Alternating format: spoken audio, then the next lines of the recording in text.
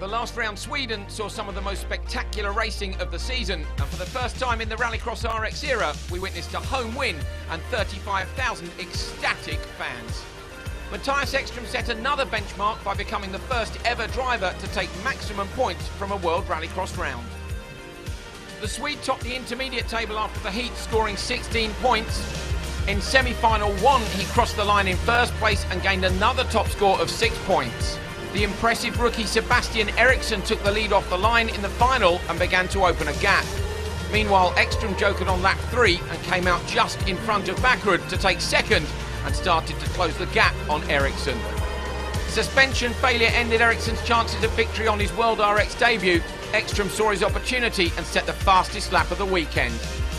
While the battles raged behind him, Ekström extended his lead to become the first home winner in Rallycross RX and claimed the maximum 30 points on offer for the weekend. It's about as good as it gets. A dream was to win one race this year, and I couldn't dream of it coming so early. And I mean, here in front of this crowd, so many friends, fans, everybody, I can only say I'm really happy.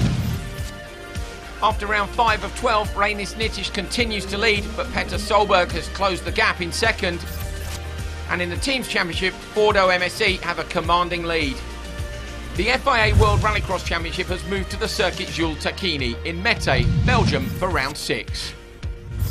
Belgium also sees the return of the European Rallycross Championship. After this round, the Supercar teams will pack up and head across the Atlantic to Canada. Rallycross is new to Mettet, but the track has hosted motorsport for the last 90 years and is ingrained in the local culture. Coming up, we've got the best from Supercars Heats 1 and 2, Supercar Heat 3.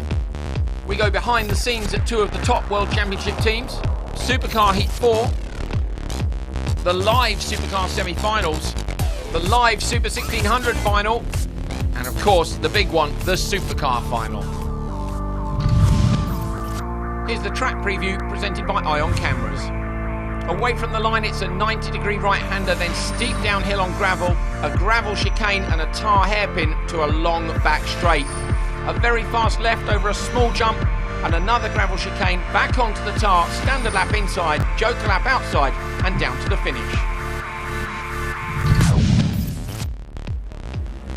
The heats got underway in spectacular fashion as Petter Solberg used all his rally skills to make an incredible pass on Pontus Tiedemann just after the jump.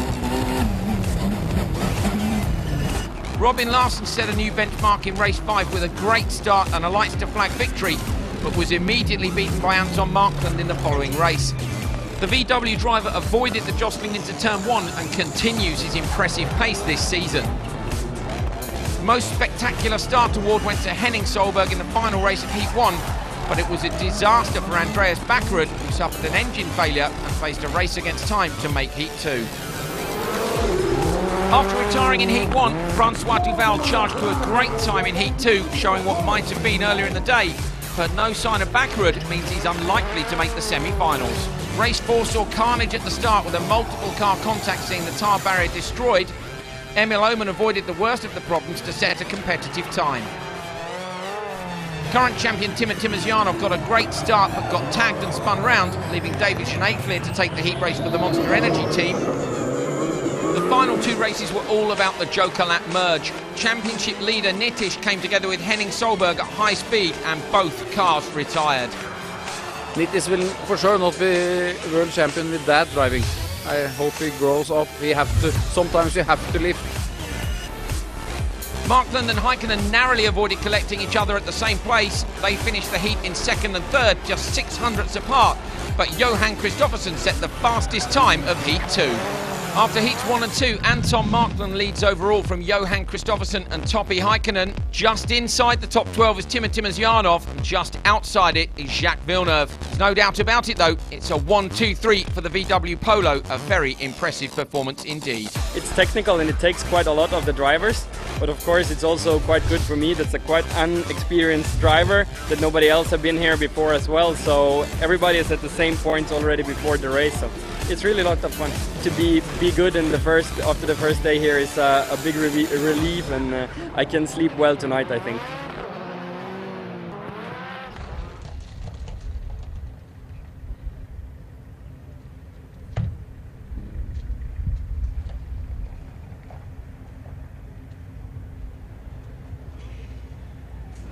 Andreas, you've been so consistent this year. You're third in the championship. You've been on the podium 4 out of 5 times. Unfortunately, here in Belgium, the Olsberg team has taken quite a big hit today. What's happened?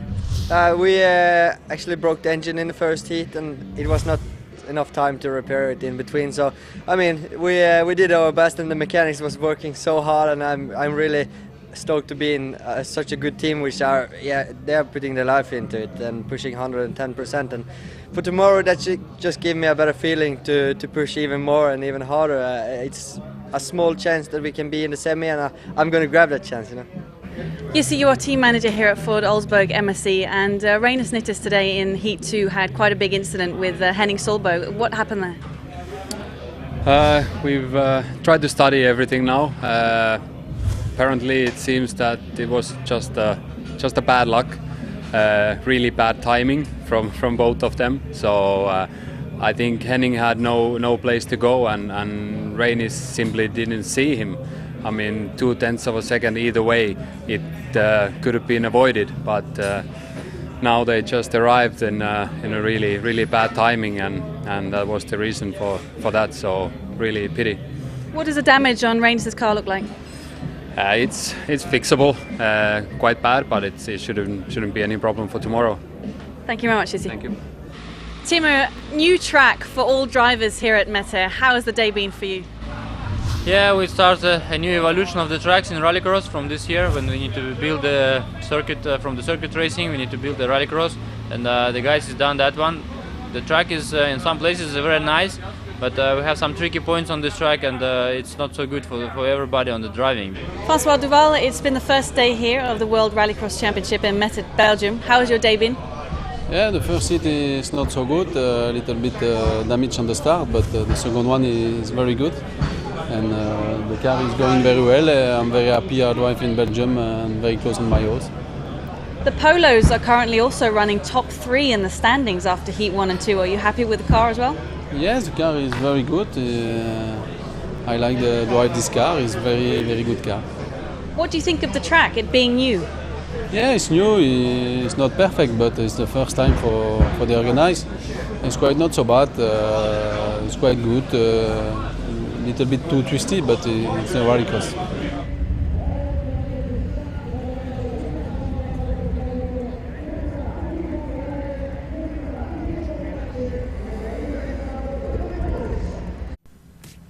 Heat 3 got underway on Sunday morning with a drier, faster track. In the first race saw Andreas Bakker desperate to recover from yesterday. Engine problem in Heat 1. They couldn't replace it in time for Heat 2. Unfortunately, he broke the suspension and retired, leaving Rustad to win. Reinus Nittis was also on a recovery drive, having hit Henning Solberg. They came together at the Joker merge. Solberg had a puncture, and that left Nittis clear in front. Jerome Grosjean made a fantastic start all the way around the outside in his race. Lucas Walfredson here running Koen Pauwels wide. Another local driver, Jos Janssen, suffering a spin. Janin took the win. In race 4, Derek Tohill on the outside outbraked himself into turn 1 and ended up in the tyre barrier. Viaby with a big jump broke the bonnet pins, lost the bonnet. Jacques Villeneuve was on a good drive up behind Liam Doran, but also with flapping bodywork. And it was the Englishman who took the heat race victory. Timur Timosyanov ended up third after a dodgy start in his heat race, but made this fantastic move to make up for it on Michael de Kirchmacher. At the end of the straight, clearly outbraking the Belgian driver. Timosyanov went on to take a win with nobody in his mirrors.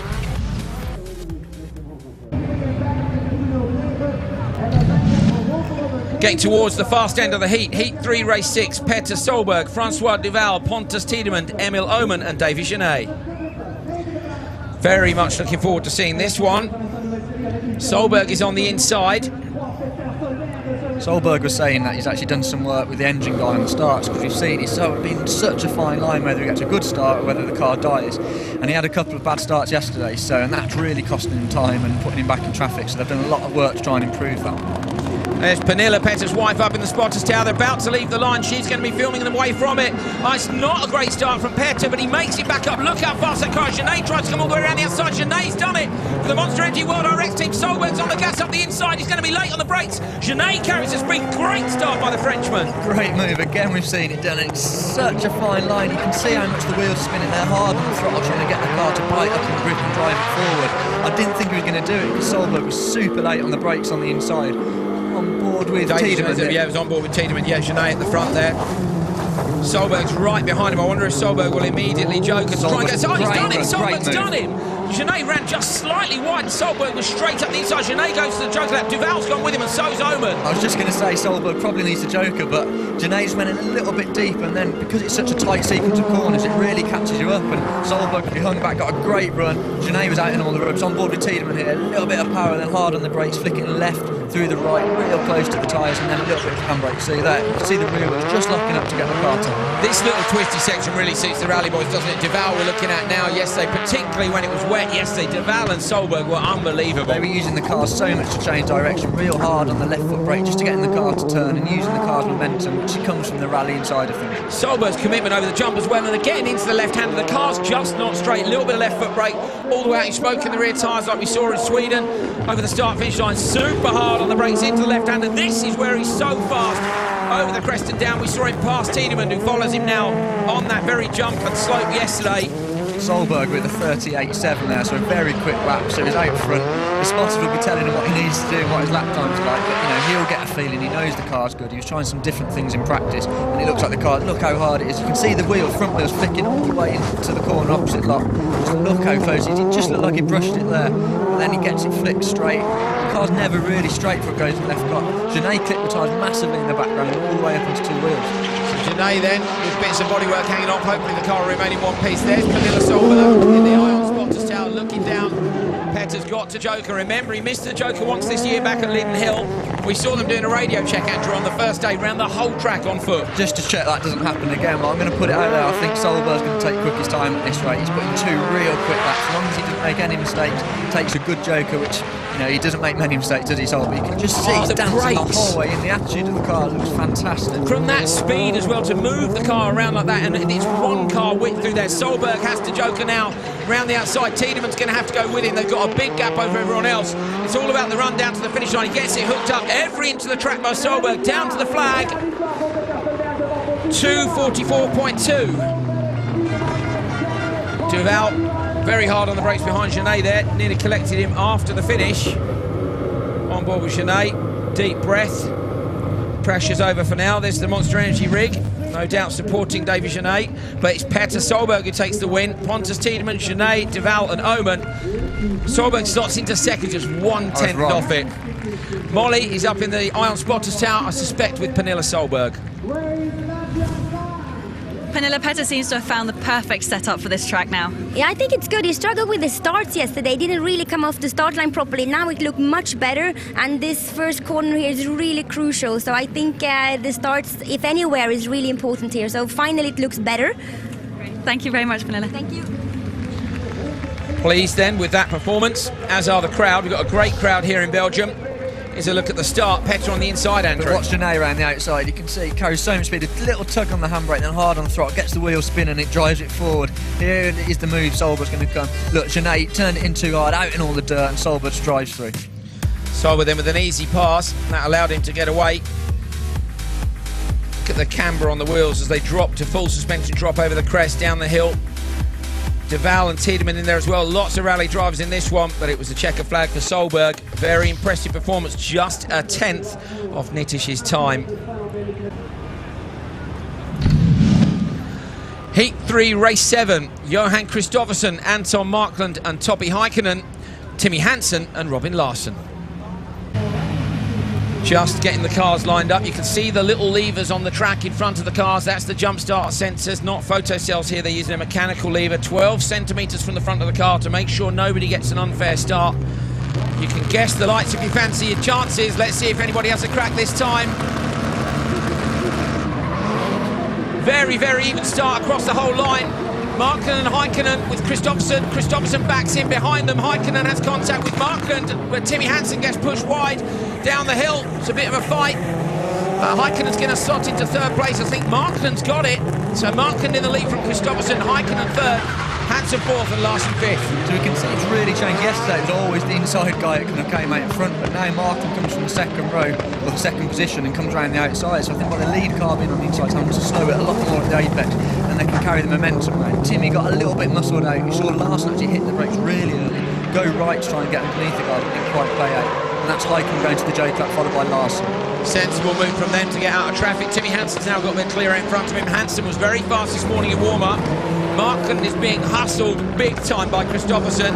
There's not so many places to get past, and we've seen a big improvement in Markkanen. He's the leader overnight with a first and a second place in yesterday's heats, but it was Kristoffersen who was fastest in heat. Kristoffersen slowed, Hansen was inside, all over the grass. It looked like as Kristoffersen tugged on the handbrake trying to get underneath Markkanen, the car just died, and Hansen did what he needed to do. He tried to go to the inside to miss it and pass him, but then I don't know if there was contact between Kristoffersen and Hansen, put him on the grass, so that's played into Markkanen's hands. But these guys, Kristoffersen jinks out to the Joker, so he carried a lot of speed on. It's going to be close as he comes out with Heikkinen. He's made that mistake on the lap, and Heikkinen's going to get him. Larsen too. He has a look. We've seen people carry more speed and pass up the inside, but Kristoffersen there. Oh, Hansen spinning. Hansen spins over the jump from the commentary position. Hansen is at the bottom of the slope. There he is backwards. I tell you what, that was Markkanen clipped one of the plastic bollards at the first corner, put it onto the track, and as Hansen hit it, it almost took his steering because he put the car airborne. Nothing he could do there. Absolutely nothing he could have done. So Hansen there, spinning directly in front of where we are. We've got a fantastic view of the first turn, right at it. Markkanen is in the lead, but a little bit of an overcorrection there as well. Kristoffersen, with his mistake, has found himself at the back. I think Heikkinen is going to do this. He's got 3 seconds, so that battling and Markkanen was a little bit wide out, so it's going to cost him time. It's going to be close with Kristoffersen as they rejoin. Markkanen leads all. Larsen being defensive in the background there. Markkanen was having a look up the inside of Larsen. Heikkinen is leading it. What sometimes happens with these quick heats, and they're so evenly matched that they all hold each other up a little bit, whereas some of the other heats are just quicker guys into some slower. They get into clear air and then they get a quicker heat time, so it's so hard for these guys to, well, obviously they all want to win, they want to win to win the heat, but equally they need to get a quick heat time and not battle too much. In some ways they've been holding each other, and they all take quite a big jump. They've all held each other up a bit here, little mistakes from everybody. Is anyone going to be able to challenge Nittish's time? Heikkinen rounds the final corner, the checkered flag is out. Over the line, Larsen is second, Markkanen, and then Kristoffersen. Heikkinen at the 2:45. So he's a little way off the pace. There's Hansen bringing up the rear. And Hansen, that spin, unfortunately, has cost him time. Timmy was sitting in 7th overnight, so he should be all right as long as Heat 4 goes okay for him. Here's the result. Toppy Heikkinen takes it. Robin Larsen, Markkanen, Kristoffersen and Hansen. And Toppy slots into 3rd. Molly is up in the Iron Spotters Tower. So Toppy slots into 3rd now after Heat 3. Are you happy with that? Yeah, of course we need to be happy with that because we were first in our heat, but in the start there was a little bit of touching, so we lost maybe second in there, so we need to be happy with that. And of course for next heat we need to push more harder and be on the top place. Thank you very much. Let's have a look at the replays from the final heat race of Heat 3. They keep an eye on Hansen. Larsen ducks to the inside trying to cut underneath. And Heikkinen gets sandwiched with Markkanen, and Hansen just rubs him out wide. There's nothing he could do. He's just stuck out in all the dirt, couldn't get on the throttle.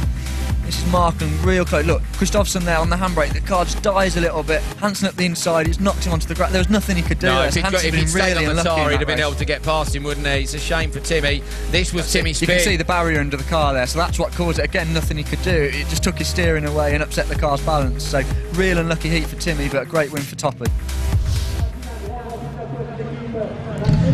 Here's how they stand after Heat 3. Anton Markkanen is still in top qualifier position. Heikkinen behind him, his teammate Petter Solberg now moves up to 3rd. Larsen, Kristoffersen, Tiedemann, Nittisch is in, as is David Genet. Timosjanov and Hansen are both in the works. Peugeot's Oman and Linnerud, Jacques Villeneuve, Doran, Grosset-Janin and of course Baccarat are all outside the top 12.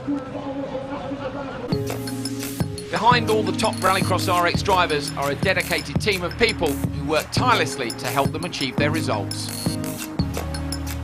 At the moment we've got around about 6 guys running the 2 cars, so we basically try to run 3 per car, but at times it gets fairly tight, especially for example if you qualify for a semi.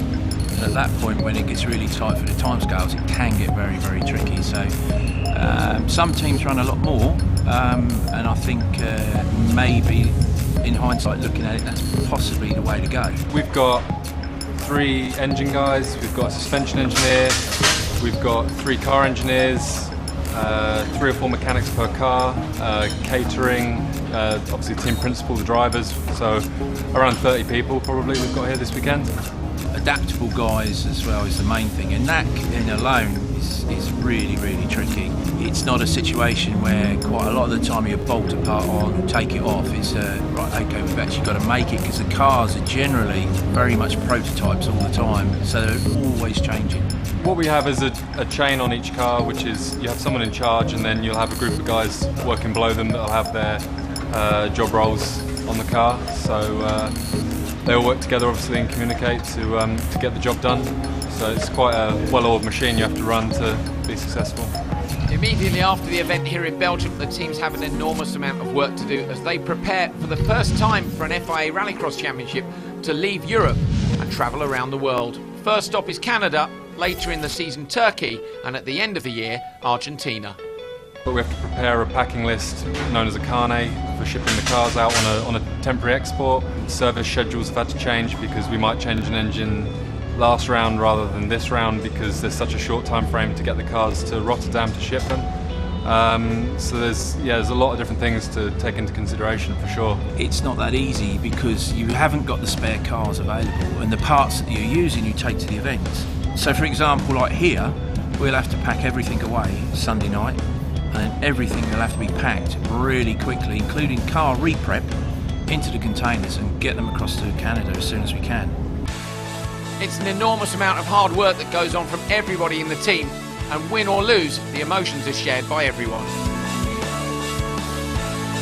Without the teamwork, you wouldn't get anywhere really. There's so much dedication from the guys and commitment to get the job done that's really, driven us through the winter and the spring really, to get the cars to the start line and to carry on. Without the team, you can't do it. You have to have key players in certain places, and without that, you won't get the sharp end. It's not possible.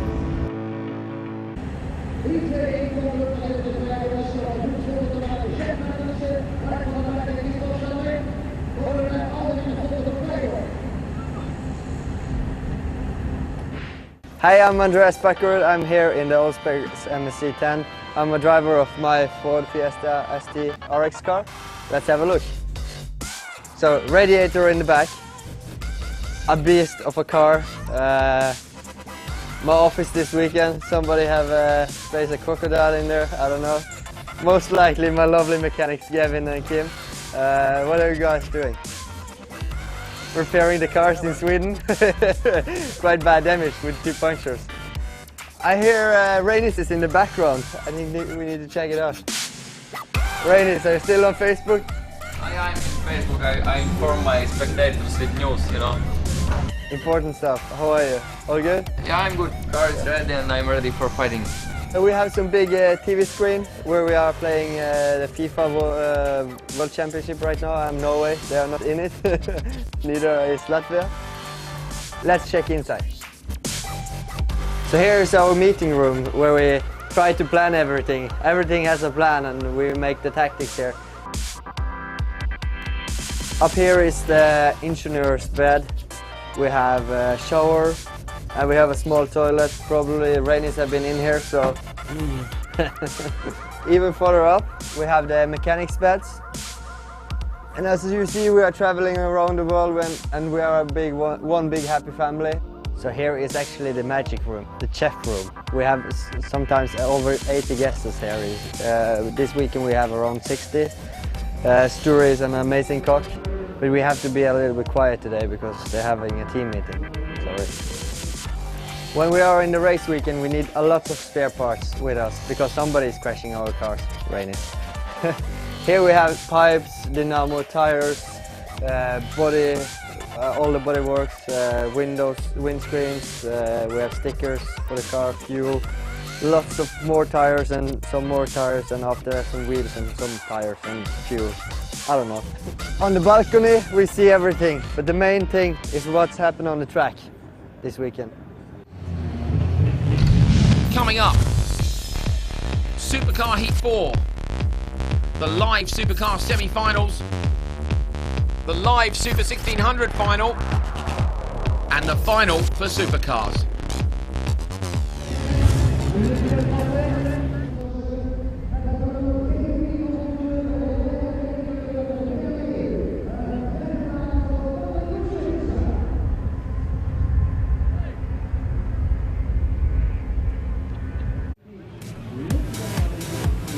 The heavens opened as Heat 4 got underway, and the conditions were very different indeed. Bakker had got into the first corner first in the very first race in these dreadful conditions, tiptoeing his way around to try and find how much grip there was. Schevenels found out it wasn't much. Bakker had took the win. Race 2 saw carnage at turn 1. Fabi managed to avoid it all, but in the background, Jos Janssen turned around Van Mechelen. Janssen ended up in the tyre barrier. He managed to get going, but the stewards decided it wasn't a clever move, and he was black flagged from the race. The car remained in that spot for the entire run. Fabi took the win.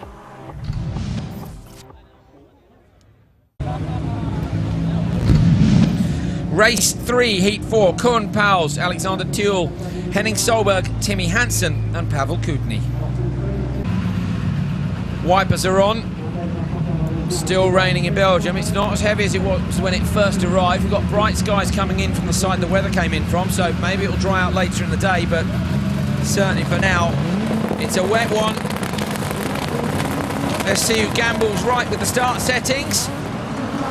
Wheels been away from the line for everyone. Timmy Hansen looks to have got a brilliant start, shuts the door on everyone, makes sure that they have to brake behind him. Absolutely fantastic job, Timmy Hansen down the hill. It's Henning Solberg is behind him, then Kutny and Pauwels. And Thiel must be at the back. I was going to say, I think this race will be between Henning Solberg and Hansen. Henning yesterday was really, really quick in the wet. Very, very sideways, very much like his brother, but I think Timmy's going to be quick in this one. You know how neat and tidy he is, keeps the car very straight, good for acceleration. I think that's even more important in the wet, so I think he's going to be one to beat. It's a bit of a surprise to see him down here. You wouldn't say that he had an absolute shocker in the last one. He was really unlucky. I mean, he had a few little problems, but it was obviously everybody else was ever so fast, and he's ended up down in race 3.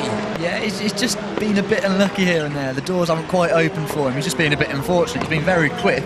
He's just not been able to show that over a race distance. So this is his time to shine, really, because he's out in front. I think he'll be really quick. He's obviously very happy with the car at the minute, with how quick it is. Nice little slide. It'll be nice and neat and tidy. Little tug on the handbrake, but not too much, because if you overdo it on the handbrake, you can see Henning there. A bit of a slide coming out. You just can't get the power on with the wheel spinning so much. So Timmy's looking really neat and tidy, which is what we've come to expect with Timmy Hansen. Over the dirt section, up the hill and out towards where the Joker lap splits. Inside for the standard and outside for the Joker. The only person to a Joker so far is local man Koen Pauwels. Had a lot to do, of course, with this event happening. First brand new circuit on the World Rallycross Trail. And immediately after this, we're going to another one heading to Canada on the boat. Very much looking forward to that. It's a quick lap there by Timmy Hansen, quickest one so far in the wet, so he's obviously finding the grip, and a lot of it will be just finding where the grip is, because you know, in the wet normally on tarmac you run a wider line or something, not very much the traditional line in the dry. It looks very weird, but it's just searching for that grip, because you often get it in some very weird places, so there might be different lines that you take, which you certainly have learned when you're certainly single seater days and your circuit racing days, that you use different lines in the wet to try and pick up the grip. What about settings as well? I mean, they must have done something on that car to make it work in the wet. You know, they'll have had to change a few things on it. I would think, you know, obviously they'll put the wet tyres on it, but also probably soften the car down a little bit, make it a little bit more compliant and roll to get the grip that way, because you're not generating the grip through the tyres by carrying the speed as you are in the dry, so you need to soften the car down and allow it to be a little bit more compliant over the dirt and the tyre. Lovely throttle control from Hansen. You can hear him just between the two dirt sections. Braking at the end of the straight, turns it into the left just ever so smooth, up and over the little bunny hop jump, lands it nicely. And landed beautifully, didn't it? You see how well that's so. Yeah. We saw in Sweden yes. over the big jump how good the Hansen cars were. Now he's going on to his Joker, you see nice and smooth, and I don't think he'll slide too much. Look, just drives out like a circuit car there, no opposite lock, just gets the traction down really well. Lovely job by Timmy Hansen, takes the checker flag, 2:52.5. Henning comes over the line behind him.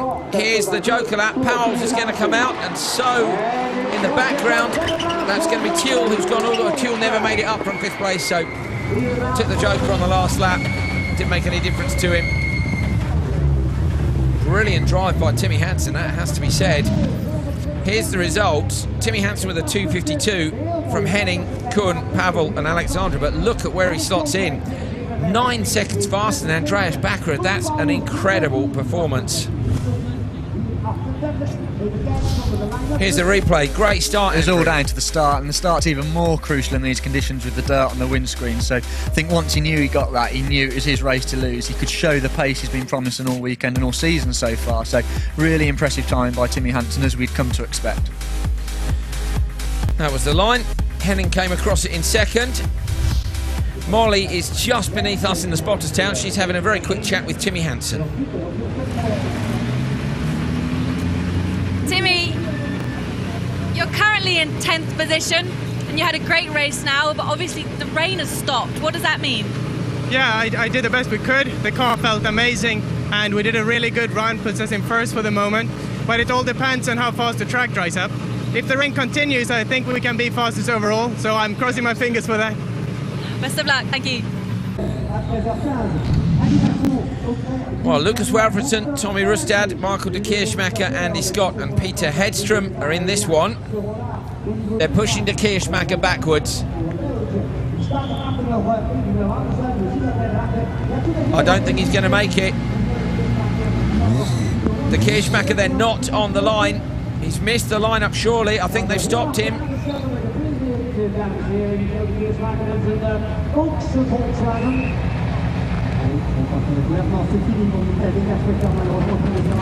De Kirchmacher is out. Everybody else is on. Masses of wheel spin away the line. Oh, dreadful start from Andy Scott. Andy Scott left absolutely standstill. Hedstrom around the outside of Rustad. They're both wide. Walfridsson up the inside in the 5-cylinder Clio. He's on the gas down the hill. He gets past Hedstrom. Rustad just holds on in the lead. It's going to be interesting to see how Rustad, obviously he's coming from a circuit racing background as Timmy Hansen. We saw how quick he was. Oh, sideways there. I don't know if there was contact, if that was just a bit too much on the handbrake, because we were saying in the last one, it's so close when it's this wet that just a little bit too much on the handbrake can take you too sideways. You just can't get the power down as much. Walfridsson managed to get underneath Rustad there. So much more slippery than we saw this morning.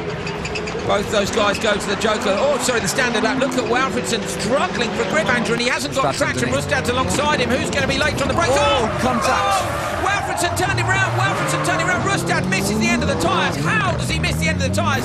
He's going to handbrake that round and get back in. Andy Scott comes faster him. Walfridsson at the bottom. What happened there? Rustad just turned in. I can only think he didn't know he was there, because I still think it would have been too early to be turning into the first corner, so I don't really know what he was doing there. Hedstrom looking at the inside of him, but that, I can only put it down to a misjudgment, trying to cut back underneath him or something. I need to see the replay on that, but that could have ended in a big accident, because there's concrete wall line to start, so very lucky for Rustad to miss anything too hard. Walfridsson just seems to be struggling on the exit of the corners, doesn't he? Turns the car in, tries to get on the gas, and it just seems really, really loose. A couple of times he struggled for traction, people got underneath him. Well, Rustad actually got underneath him because, again, he was nice, neat and tidy. By keeping the wheels straighter, he can get the power down more, which is what he did. Got underneath Walfridsson, and obviously there was contact into turn 1, so hopefully after we can see the replay and kind of put some sort of conclusion to what happened there. Hedstrom tiptoeing down into the hairpin. The barest nip of the handbrake needed to turn it in. There's Walfridsson on the gas and sideways away. One of the drivers will be really throttle patient. You've got to almost treat it like there's an egg under the throttle pedal. You don't want to squash it. So gentle, massive nosedive for Walfridsson, but massive, just very, very light on the throttle, short shifting, and out the comms box I can see black flag.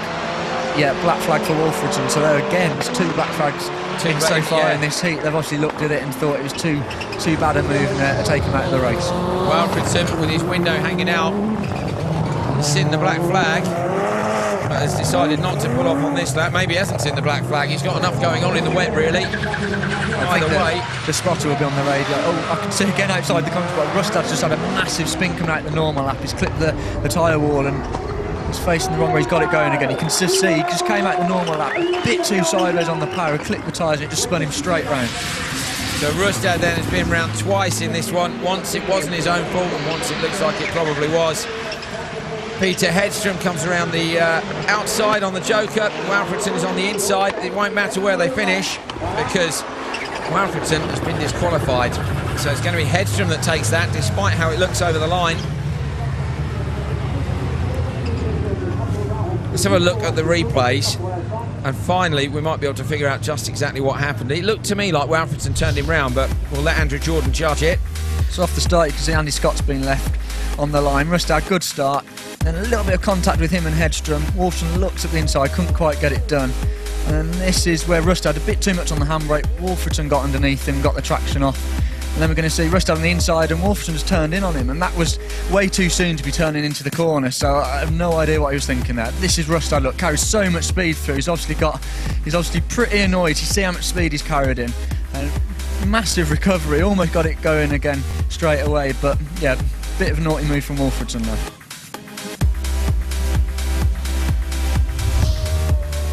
Here's the result. Peter Hedstrom wins from Andy Scott in second. Tommy Rustad is third with 2 spins. Michael de Kirchmacher didn't start. Lucas Walfridsson is disqualified. Hedstrom slots into 4th. Molly's down with the heat race winner, Peter Hedstrom. Peter, Lucas disqualified, which gives you a race win. I heard it in the radio. Do you think your pace was good enough for the semi-finals? I hope so. The rain comes too late. I said the last day waiting for the rain, and we hope so. I know Linerud has 0 point now, so maybe I take the last place. Great. Best of luck. Heat 4, race 5, Francois Duval, Jérôme Grosset-Janin, Liam Doran and Jacques Villeneuve and Emil Oman. Let's see how this one goes down. Villeneuve needs a good result here to make it through to the semis, and he's not got a great start. He's been squeezed out. Duval's got the start. Grosset-Janin behind him. Doran's been squeezed. Oman across. Oh, Duval got hit in the back there. He got the lead, and Durant, the contact with Grosset-Janin as well. Villeneuve was going straight on. Villeneuve was going straight on. He's managed to keep it on somehow. So at the back now, Duval's gone all the way to the back. Duval was really unlucky there. He'd won the start, and you can see the damage on his car there. So that's from where and he's got a right rear puncture. You can just push Duval as he's braking in, and these conditions, you don't need much of a touch. It just moves you on, carries too much speed in, and you could see he was all over the dirt. So that's a real shame, because I think Duval was going to be the one to watch. A great move at the inside there. What was Villeneuve doing? Now Duval's gone through as well. Villeneuve left the door wide open. Duval's going to clip the tyres on. It's Oman sideways, just holds on. Duval's going to go back up the inside. Is he going to have enough room? He was on the grass, and Villeneuve gets cut back underneath him as well. Oman did so well just to keep that out of the tyres there. It looked like he was carrying so much speed in from the contact. Real shame for Duval. I think he was going to be super strong in this. He can still fight back from it, but that's going to be very annoying for him because he'd done the hard work. The start's so crucial in these sort of conditions. Well, it is in Rallycross anyway, but these conditions even more so. So, and a little nudge is going to really frustrate him. It is a shame, isn't it? Because we know Duval's got the pace in these conditions. Doran is now way out in front. The Monster Energy World RX driver. Duran's down his 16th. Look at Duval at the inside. Duval at the inside of Grosset-Janin. The crowd went nuts. We've seen 2 moves there on the trot on 2 consecutive laps. We've not seen any all weekend. Really good moves. So I said Villeneuve had left the door open, maybe, Andrew, with this off-camber down there as well, and people struggling maybe to turn it in. Maybe in these conditions, if you just miss the turn in and get into the thick dirt, but Duran's 16th in the minute overall standings. He could still get into the semis with a good heat time. He loves driving the car sideways, which is probably to an extent how you need to get the cars moving on the way in, but it's such a fine line. We saw Timmy Hansen very neat and tidy very quick, so they've just got to balance it on aggression and then keep it neat and tidy. Villeneuve looks like he's really struggling though. He doesn't look like, well, look at Duval really wide. See, look Villeneuve's at going to get him. Villeneuve's going to get him. He's very wide narrow. Off. He just couldn't get the throttle on him. Just great. You see how the car just flicks in there, but you can see Villeneuve kept a much tighter line. You see how much he gained on him. That's just by getting the traction down, getting that power down onto the ground. More grip on the inside, or just more careful on the throttle? I think it's just by keeping your wheel straight. With the wheel straighter on the exit, you can get the power down. Duval ran very wide there as well, so you can just see as they're coming around the standard lap, somehow in the middle of the corner it looks slicker, and we saw Rustad went off, we've seen Oman out on the grass, we've seen Duval out there now as well, so keep your eyes peeled on the standard lap if anybody runs wide. You sometimes get in these conditions that actually when it's really wet, the wet tyres are getting the grip because they're going through all the water, and when it starts to dry in some of the corners, it's actually been a bit greasier and the track's a bit slicker. It's actually even more slippy than when it's completely wet. Doran goes around the outside of the Joker lap. It's the final lap. There's no one anywhere near him. It's an easy win for the Monster Energy World RX driver.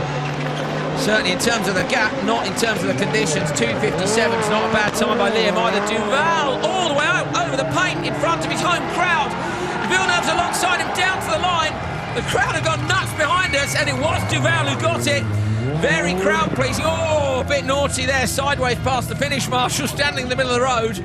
If he wasn't a rally driver, they wouldn't let him off. They might not let him off anyway, but some great car control in that one. Sideways moments aplenty. Bit of carnage at turn one. It's all standard in a World Rallycross heat race. Let's have a look at the results.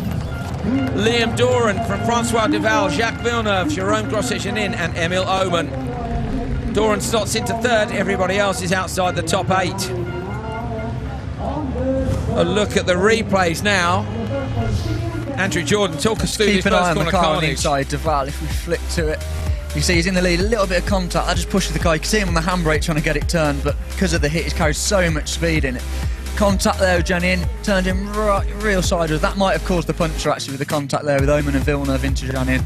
Great move by Oman at the inside there, just squeezed up enough in between the tyres and Villeneuve, so real opportunistic move. Doran took it and Duval managed to edge Villeneuve. Molly's down with Liam now.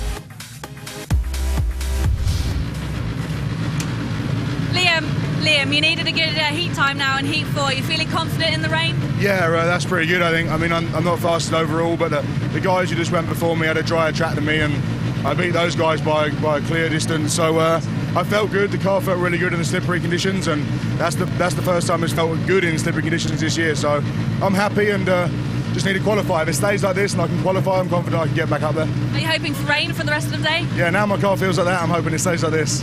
Thanks.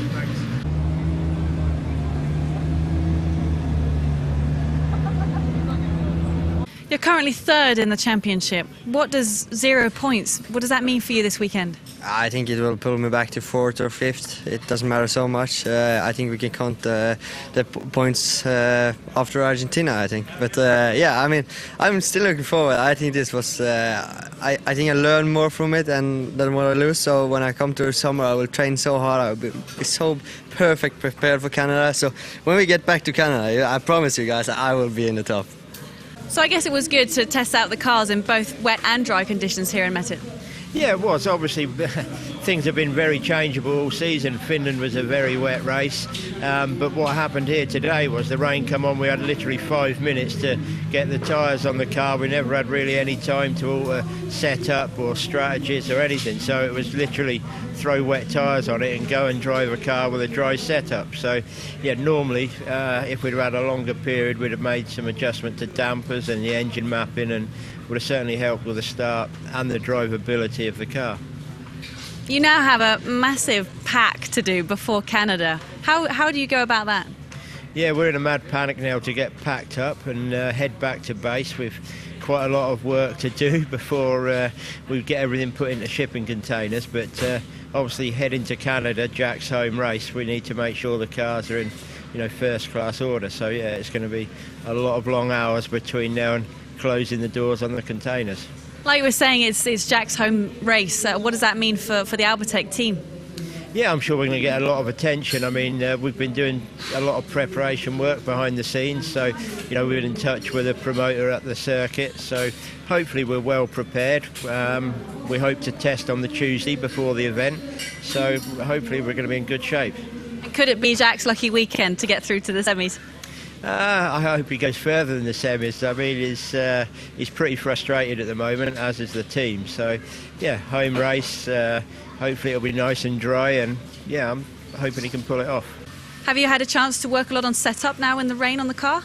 Yeah, we ran a dry setup in the heat, so now we're putting the right diffs and damper clicks and everything, so the car will feel much better. It felt great from the start, but now it will be that little bit more grip and better steering. So yeah. If it's damp when you go out but starting to dry up, do you take a chance going out on slicks?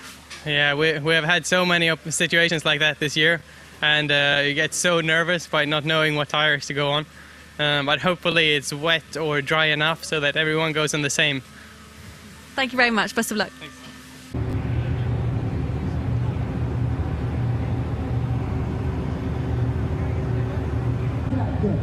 Andrew, it started raining again. Robin Larsson, Timo Timosjanov, Anton Markland, Johan Kristoffersen and Davy Genet line up next.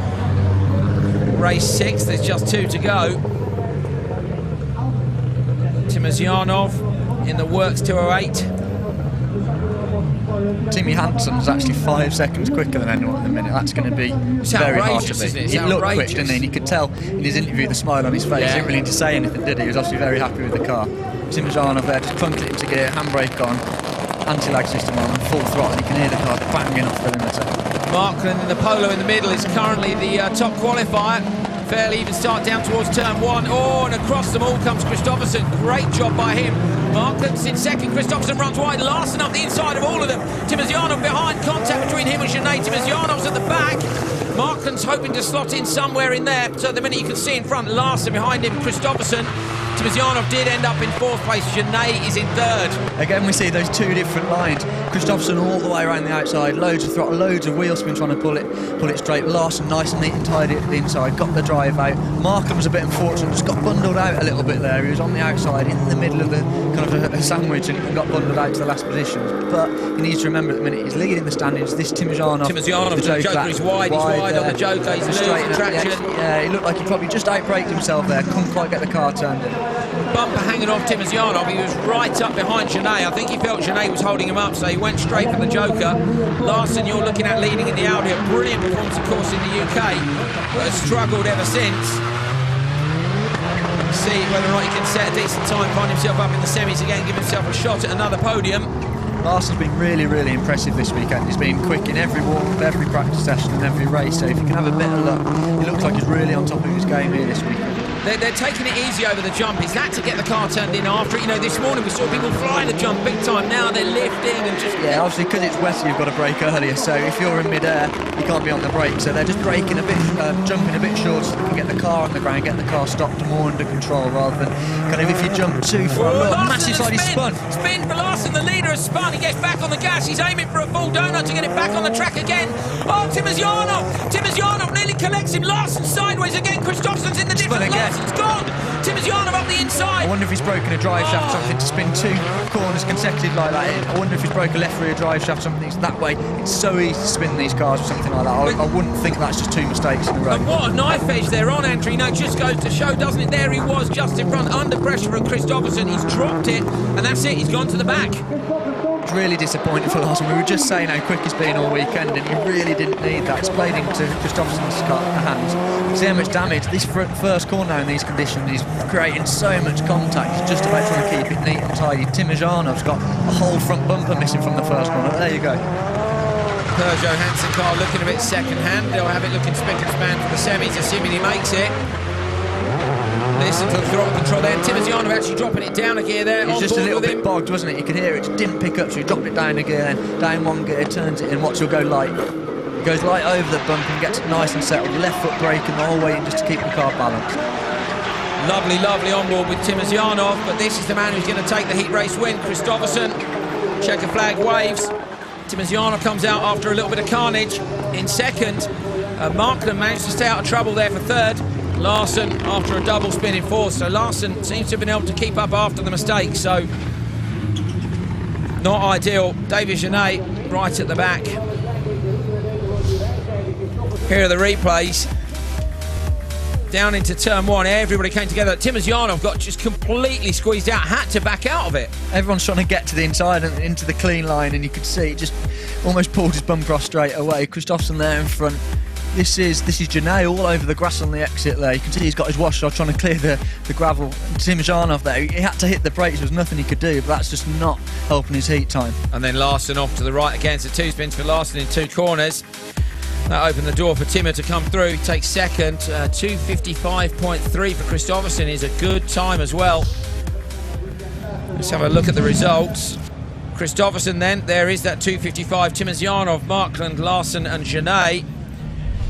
Kristoffersen goes into second, Timosjanov 5th and Markland into 7th. So that was a fast heat race. Molly is down with Kristoffersen right now. You got quite a lot of damage to the front of your car. What happened? I don't know really. It's really a big mess, but I had a good start, and then it was quite tight in the second corner, but finally I get some free air and could do my pace, so I'm happy with the time. Are you hoping it's going to rain for the rest of the day? For me, I hope that I have the same as all the others. Thank you. Cars are rolling up to the grid where the Monster Energy girls have taken shelter under some RX umbrellas. They're still smiling, but I don't think it's quite as much fun as when it's dry for them. The drivers, some of them like it, some of them don't. Petter Solberg is a man who I'm not expecting to struggle in these conditions. Francois Duval certainly didn't, but Solberg will need a good start. It's quite a long way over in his grid position. It's almost like he's positioned the car to give himself a bit more room. Here is the lineup. Nittish on the inside, Solberg, Heikkinen, Tiedemann and Sandström. Both the EKS RX cars are on the outside together. They're going to be keen not to get into trouble.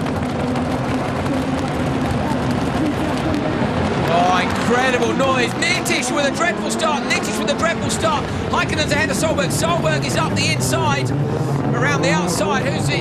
It's Sandström has gone around the outside. Tiedemann is in 4th place, so Heikkinen gets the whole shot. Nittish is away now behind them.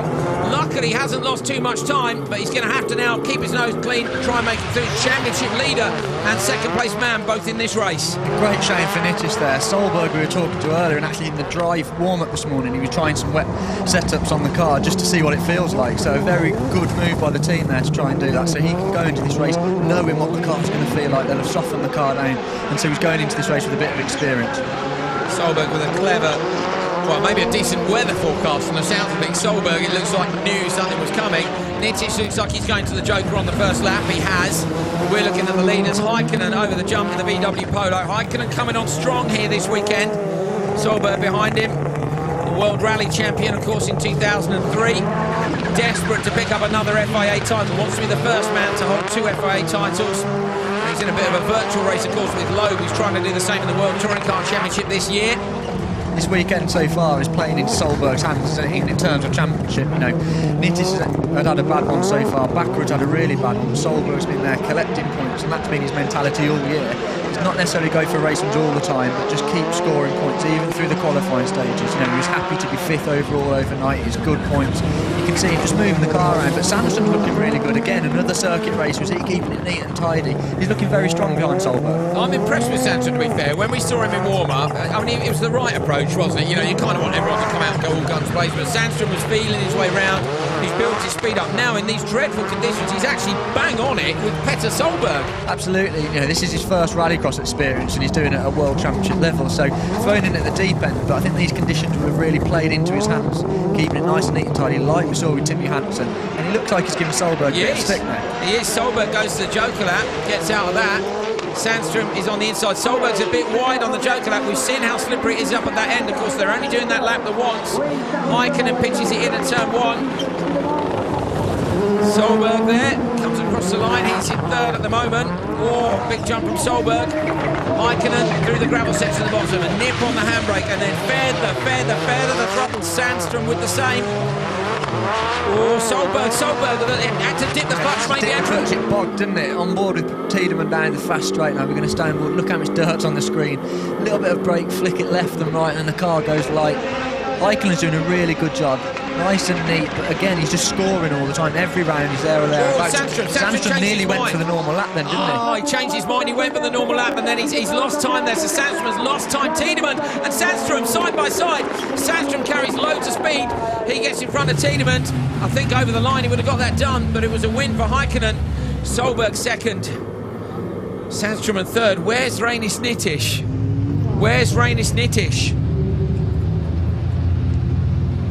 He is there. Nittish is in the holding area. He'd made it over the line. Just we didn't see him do it with the excitement of the finish. Heikkinen takes it from Solberg, Sandström and Tiedemann, who was so close over the line, and Nittish in 5th. And the 4 of those guys slot into the top 8, so that was a quick heat run as well. May well see some of them through to the semi-finals, maybe all of them. Here's a replay of the start. See, Nittish just left for dead there on the start. Obviously a massive bog on the start. He's that Tiedemann in the back of Sandström tries going around the outside, is it? And Solberg, a little bit of contact, that's where Sandström gets up the inside. Heikkinen, a nice, neat, clean run, really impressive. Great job by Heikkinen. Seems to be a more confident drive this weekend, so good job by him. Solberg and the 2 EKS RX cars coming across the line together. But Molly is down with Heikkinen. We're going to have a chat with him now.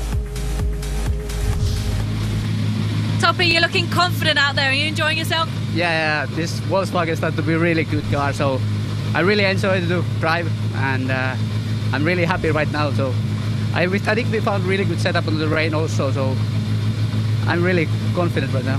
What's the plan for the semi-final then? Yeah, I think so. I don't know which place I have to the semi-final, but so I do my best, and thanks for the team and thanks for my sponsors. So. Thank you.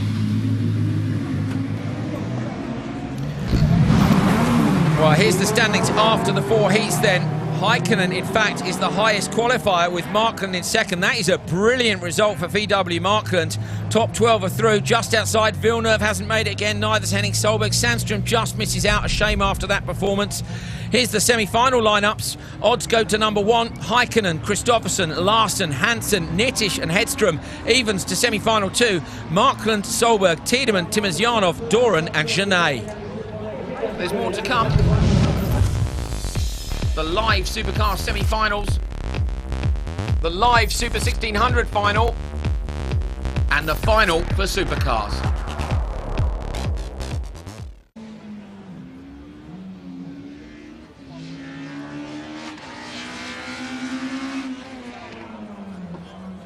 Anton, this weekend in Belgium has almost been a race between you and your teammate Toppy. How have you been getting on?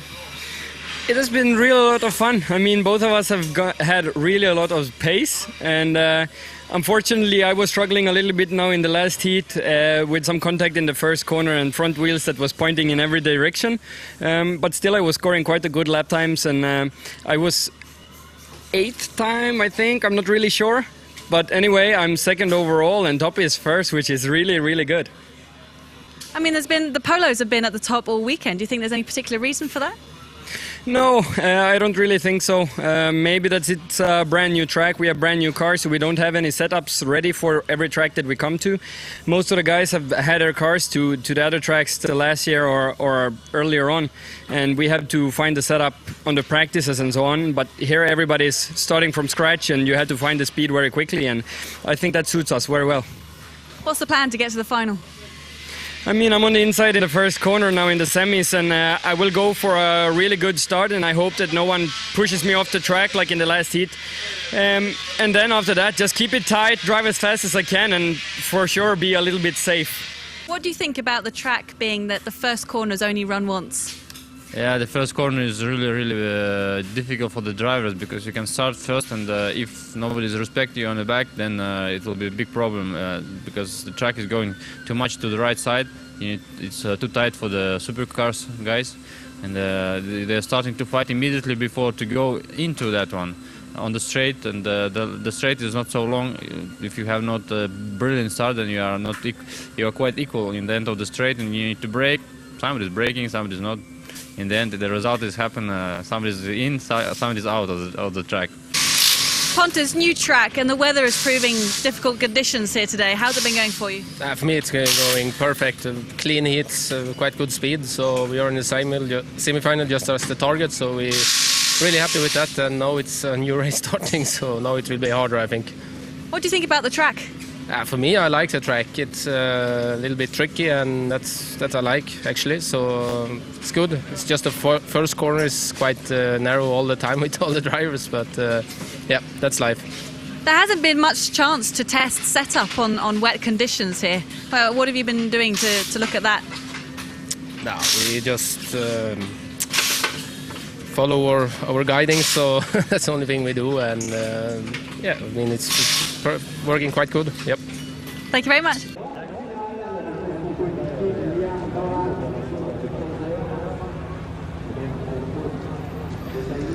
It's not long now until we get to semi-final time for round 6 of the FIA World Rallycross Championship here at Mettet in Belgium. The crowd are very thankful they've managed to put their umbrellas down. The sun is out. It's actually boiling hot here in the commentary box, and you can see from the driver's attire it's pretty hot down on the grid as well. Pre-grid, of course, for these guys, lining up to get ready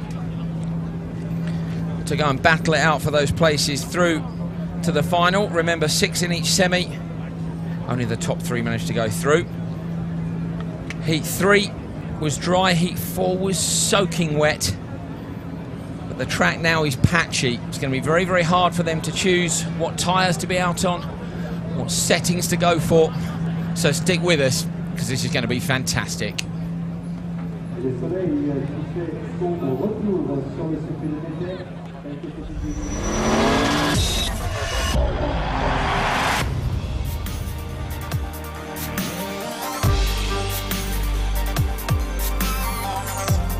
How do you define perfection in World Rallycross? Easy, it's 30.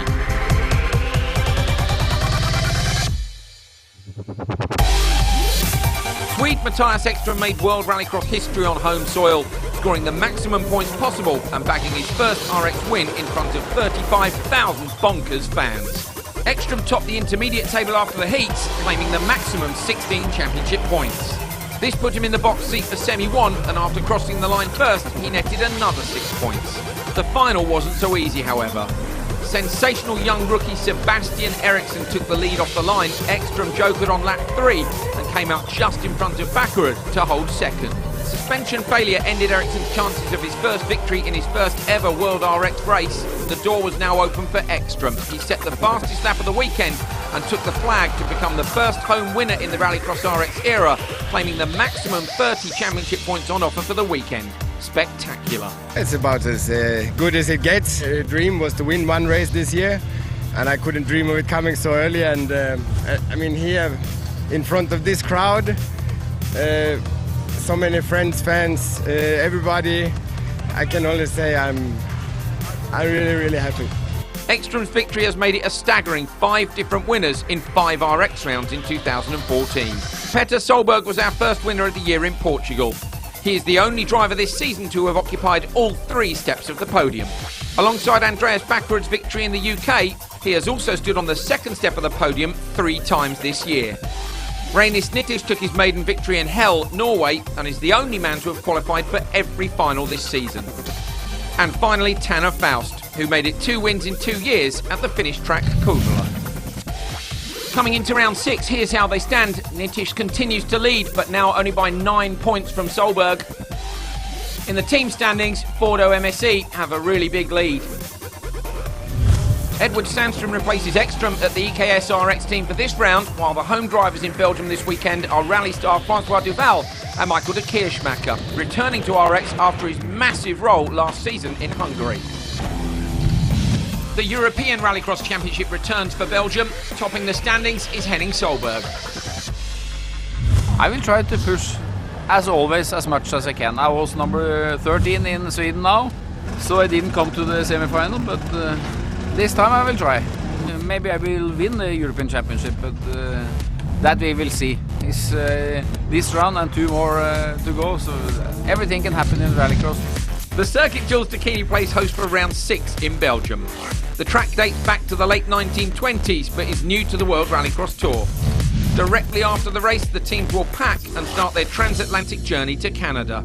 A big mistake here could mean they miss the boat. Let's have a look at the brand new Mettet track with our track preview presented by Ion Cameras. Away from the start, it's a right-hander downhill on gravel, back onto gravel again before a tarmac hairpin and a long run down the back straight. Uphill with a small jump, a left-right-left on gravel, back onto tar, the standard lap quickly round the inside and a hairpin round the outside before the run to the finish.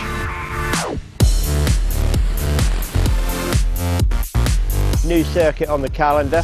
It's going to be very interesting. We come off the start, down into a hard right-hand turn. There could be potential for contact there. And then we come to the top of this hill, a crest, downhill into effectively what's turn 2. Without a shadow of doubt, this will be a tough and exciting part of the circuit. It's great to see a new circuit on the calendar. Really enthusiastic to be back in the seat this weekend myself. Here's the surface split at Mettet. The yellow is gravel and the grey is tar. Here we are in Belgium, and first time in this year we have a late choker. It's all about when you take it, and if you take it on the last lap, someone can pass you, but I think we're going to see great battles on the straight. Well, here's what's happened so far this weekend. Watch this. Fantastic overtaking move by Petter Solberg yesterday on Tiedemann. Whether it was by luck or judgment, it was spectacular as always. This was the carnage at the start that Markland managed to get away from. Markland won Heat 1. Nittisch got pushed out wide, very, very sideways. Turn 1 got absolutely destroyed in one of the heat races yesterday. Emil Oman got away with that, managed to win the race. They've repaired the track, of course, for today. This was the big moment when the championship leader Nittisch came together with Henning Solberg, both retired, and Kristoffersen won heat 2 in another VW Polo. In fact, it was a 1-2-3. Nittisch recovered this morning. He won heat 3. Great drive by him. It was only by a 1/10 of a second from Petter Solberg, but it was enough to get the job done. And then the rain came. It absolutely poured down ahead of heat 4. And this man, Timmy Hansen, was untouchable. He won the heat by 2.5 seconds overall, so a brilliant drive by him. The weather's changed, so we'll have to see whether or not the 208 is going to be right for the semis and the final. Here's how they finished after the knockout qualifiers. It was Heikkinen, Markland and Kristoffersen, a VW Polo 1-2-3 again at the top of the table there. Top 12 go through, of course, so Villeneuve and Henning Solberg miss out, Oman and Edward Sandstrom as well. Genet just making the cut in 12th place. And this is the split into the semi-finals. Semi-final 1, Heikkinen, Kristoffersen, Larsen, Hansen, Nittisch and Hedström. Semi-2 is Markland, Solberg, Tiedemann, Timosyanov, Doran and Genet. Going to be absolutely fantastic. Very much looking forward to seeing those. Here is what's coming up in the programme. The live Supercar semi-finals to see the top 3, of course, from each going through to the final. Live Super 1600 final. The semis were exciting, so the final should be. And then, of course, we're going to find out whether we get a 6th winner from 6 rounds with the live Supercar final. Well, Molly was down on the pre-grid earlier on, and she caught up with some of the drivers ahead of the semis. Petter, you've been consistent all weekend. Are you now looking for your 2nd win in the World Rallycross Championship? Well, it's the plan, but it's so tough conditions now and slippy, and all the guys are very, very fast now. So it's not going to be easy into the first corner. If you can get a little bit clean driving, for sure it can be good. But the time will show. You're running dry tyres at the moment. How wet does it have to get before you change them? Well, it has to be, a lot of rain if you're gonna go to rain tire, because they are quite soft and it's quite warm now. So to cool them down properly, we need a lot of rain. So it seems like everybody's thinking the same thing. So we will see. Thank you very much. Robin, ready for the semi-finals? Has it been a good weekend for you? Yeah, it's been a great weekend till the 4th heat. Did a big mistake, but I'm in the semi-finals. I'm really happy with that. So. Now everything can happen, so just be in the top 3 and I'm happy. What will be your strategy now out in the first semi-final? I try to stay behind Toppy, I think, so I can manage to take the first corner without problem, and then just go as fast as I can. So it's going to be a tough semi. So best of luck. Thank you. Thank you. Well, if that doesn't tell you all you need to know about supercar drivers being a little bit twitchy before the semi-finals, there's something wrong with you, definitely. Very, very emotional down on the grid. We're looking forward to the action here. My name is Andrew Coley. Alongside me is Andrew Jordan, British Touring Car Champion, and of course 3rd at the British round of the World Rallycross Championship. Andrew, Petter came across very nervous, and Larsen not much more relaxed. Yeah, this is the tense part of the day or the weekend, really. It's all been on race time, and now all the drivers know they need to get into the top 3 to get through to the final. So that's what they're going to be gunning for. Here's the lineup: Toppy, Heikkinen and Johan Kristoffersen on the front row. Behind them, Larsen and Hansen. And at the back, Reinis Nittisch and Peter Hedström. The first corner here has been tricky all weekend long. It's a 90-degree right-hander that tightens a little bit and then drops off and goes downhill on dirt. The inside lines prove to be great if you get away and you can block, but the outside line has also proved pretty handy for those who are fast starters. Down on the grid, 6 cars about to leave the line, only 3 are going to make it through. Kristoffersen moves across and blocks Larsen. Larsen taps the back of Heikkinen, so it's a 1-2-3. Hedström's around the outside. Kristoffersen goes sideways.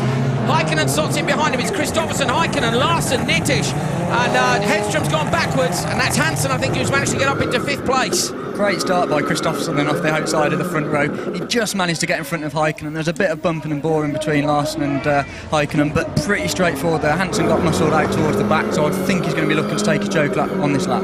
On board with Reinis Nittisch, championship leader. Of course, he's got to make it up to the top 3. Hansen there almost pushing Nittisch over the jump. I think there was contact between them. Nitish had a clear semi-final record until the last round. He didn't win the semi last time out. This time he's just got to make it through. Larsson's joking really early. Yeah, Larsson's been quick all weekend. As he said himself, he made big mistakes in Heat 4, but apart from that, he's been really, really quick. So they've told him on the spotters, on the radio, to get out of the traffic, get in some clear air, and now we'll be pushing like mad to put some super, super clean quick laps. What about these conditions, Andrew? Of course, it was so wet, and these guys, when they last came out, everything was sod. And Hansen up the inside of Nitish. Is he going to get better traction down the back straight? Nitish runs wide. Hansen, great job getting the traction. We've seen that all weekend now, haven't we? It's so easy just to drift out wide, and they can't quite get on full throttle. Hansen kept it nice, neat, tight. He got the wheel straight, full throttle, and drove off into the distance underneath him. So that is Häkkinen going to the Joker again. He's obviously thought he's getting held up a little bit behind Kristoffersson. Larsson coming out from the standard lap. Larsson slots in behind Häkkinen, so Häkkinen is still ahead of Larsson. These conditions, these guys haven't been out in these conditions since it really rained. So they're going to drive in blind the first few laps, feeling it out, feeling the level grip, but they've got to go flat out. What do you do with the settings on the car? You've just been out and it's wet and slippery. You had dry settings all weekend. How do you work it? I would think, there's more tarmac than there is dirt here, so the guys have gone for a pretty stiff setting, pretty dry setting, because the tarmac's pretty much dry. There's a few damp patches, but I would think they'd compromise the loose to get the tarmac. Massive jump from Hansen. He came in there a bit quick. Has he run wide or not? Seems to have held on to it. Let's see if the 208 is solid enough to take big air like that. We saw Backwards car break on the jump this morning with a similar jump. Kristoffersson still in the lead, and he hasn't jokered. Neither's Timmy, who's in second behind him. So Häkkinen is looking like he's going to get ahead of Hansen, Larsson as well, and Nitish. It's going to be close with Häkkinen and Kristoffersson. There's about 3.4 seconds between the two, and this is where we're going to see what exactly time difference you need to come out in front. Kristoffersson's been quick all weekend. He was quick in Sweden, but didn't quite get the result. So now it's going to, I think, be a battle of the VW Polos. Polos here from two different teams as well. The VW Marken outfit, of course, with a bit of work support. There's Häkkinen. Häkkinen, I think, has come off second best to Marken in the last few events, so he's going to be keen to show that he is still the main man. I think at the start of the season, everyone thought he was going to be the #1 driver. A couple of laps to go. Kristoffersson and Hansen still yet to joker. Hey, Hansen's quickest by half a second compared to Häkkinen. He's taken nearly over a second off Kristoffersson, so he's putting himself right back in the thick of things here. He's going to have to joker on the last lap, as I think Kristoffersson will, but Hansen's looking really quick. So Hansen closing the gap down to Kristoffersson. We're looking down the timing screen now to try and figure out where they're going to come back in. I think Hansen's got enough on Larsson to come out in third, I do. Okay, so hopefully then for Hansen, he'll be hoping he comes out in front of Larsson. Larsson will be hoping the opposite, of course. We saw some very, very close joker lap merges here yesterday. You can see the bright sunshine that's lit the circuit up here at Mettet, drying everything out, warming everything up ahead of the action in the semi-finals. There's the view from the Iron Spotters Tower. We're right at the left-hand end of that, with a brilliant view as they go down this crest and away. First time ever that a rallycross event has been held at this Mettet circuit in Belgium. Häkkinen through the narrow section at the end. Kristoffersson and Hansen have to joker on the last lap. We're going to find out on the last corner of the last lap. It's going to be close, but Hansen's been quick all weekend or all year. He's just not necessarily had the luck, so the car's obviously performing really, really well. This circuit's suiting his driving style, nice, neat and tidy, keeping the momentum base, but I think it's going to be Kristoffersson for the lead. It's still going to be close with him and Häkkinen as well. So Kristoffersson round the left-hander, Häkkinen on the inside, Larsson as well. Only 3 of these guys can go through. There's 4 of them coming out to the final line. Over the line, who takes it between the VWs? Hansen gets third. Kristoffersson gets the win over Häkkinen, Hansen is third. Only a tenth. Kristoffersson took it behind Hansen, in fact, was comfortable in front of Larsson. So good call by Andrew Jordan there on where they were going to slot in after the semi-final. I think Kristoffersson did what we saw Markland did and switched to the left, who's coming off the joker, because I think out the commentary box window, let's have a look at the replay at the start. Kristoffersson in front, a little bit of bumping and boring, that's rallycross, a little bit of hard racing there. And this is on board with Nitish. You can see Hansen underneath him, got good driving away. If Hansen hadn't got that done, it was a great jump, wasn't it? If Hansen hadn't got that done, I'm not convinced he would have made it through, because I think Nitish was going to hold him up. Yeah, and clean air means so much. Look at the car there, big nosedive, but the suspension absorbs it fantastically.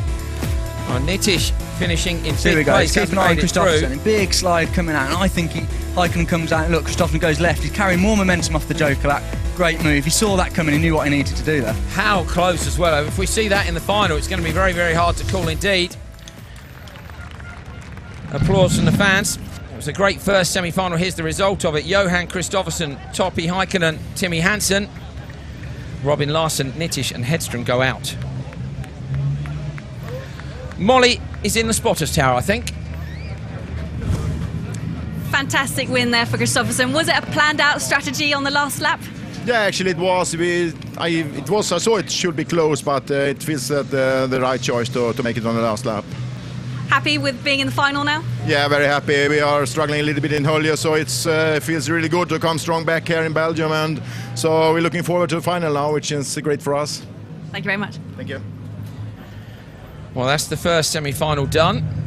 It was waterproofs weather earlier. It's now t-shirt and shorts weather. Big change. I wonder who's got the car dialed in best to make it through to those final 3 slots on the grid of the final this afternoon. Markland pulling up to the front of the grid. Another great drive by him this weekend. Impressive form continues. Clouds in the distance. I don't think they're heading this way. The weather's come in from the other side during the day when it's come. Solberg onto the front row of the grid as well. Solberg has been spectacular when it's been wet and mucky. Tiedemann in the EKS RX machine will be keen to make it through to the final. Ekstrom, of course, the winner last time out in the sister car, which Sandstrom was in here. Sandstrom only just missed it, Andrew. He was in 13th in qualifying. He's done a really good job, hasn't he? He's been quick once he got going, just struggled a little bit with the starts. Here's how they line up. Anton Markland and Petter Solberg on the front row. Tiedemann and Timosyanov on row 2. And at the back, both the Monster Energy World RX drivers, Liam Doran and David Genet. Tough gig for them as well on the back row. I don't think you want a teammate alongside you with the front first corner like we've got here. No, it's there's been quite a bit of contact on board with Tiedemann in the Audi there. He's going to be really keen to get it through, but I think to me it's going to be Markland's going to be the one to beat. He's been really, really impressive all weekend, really quick, and you can hear the cars on the anti-lag getting ready to go.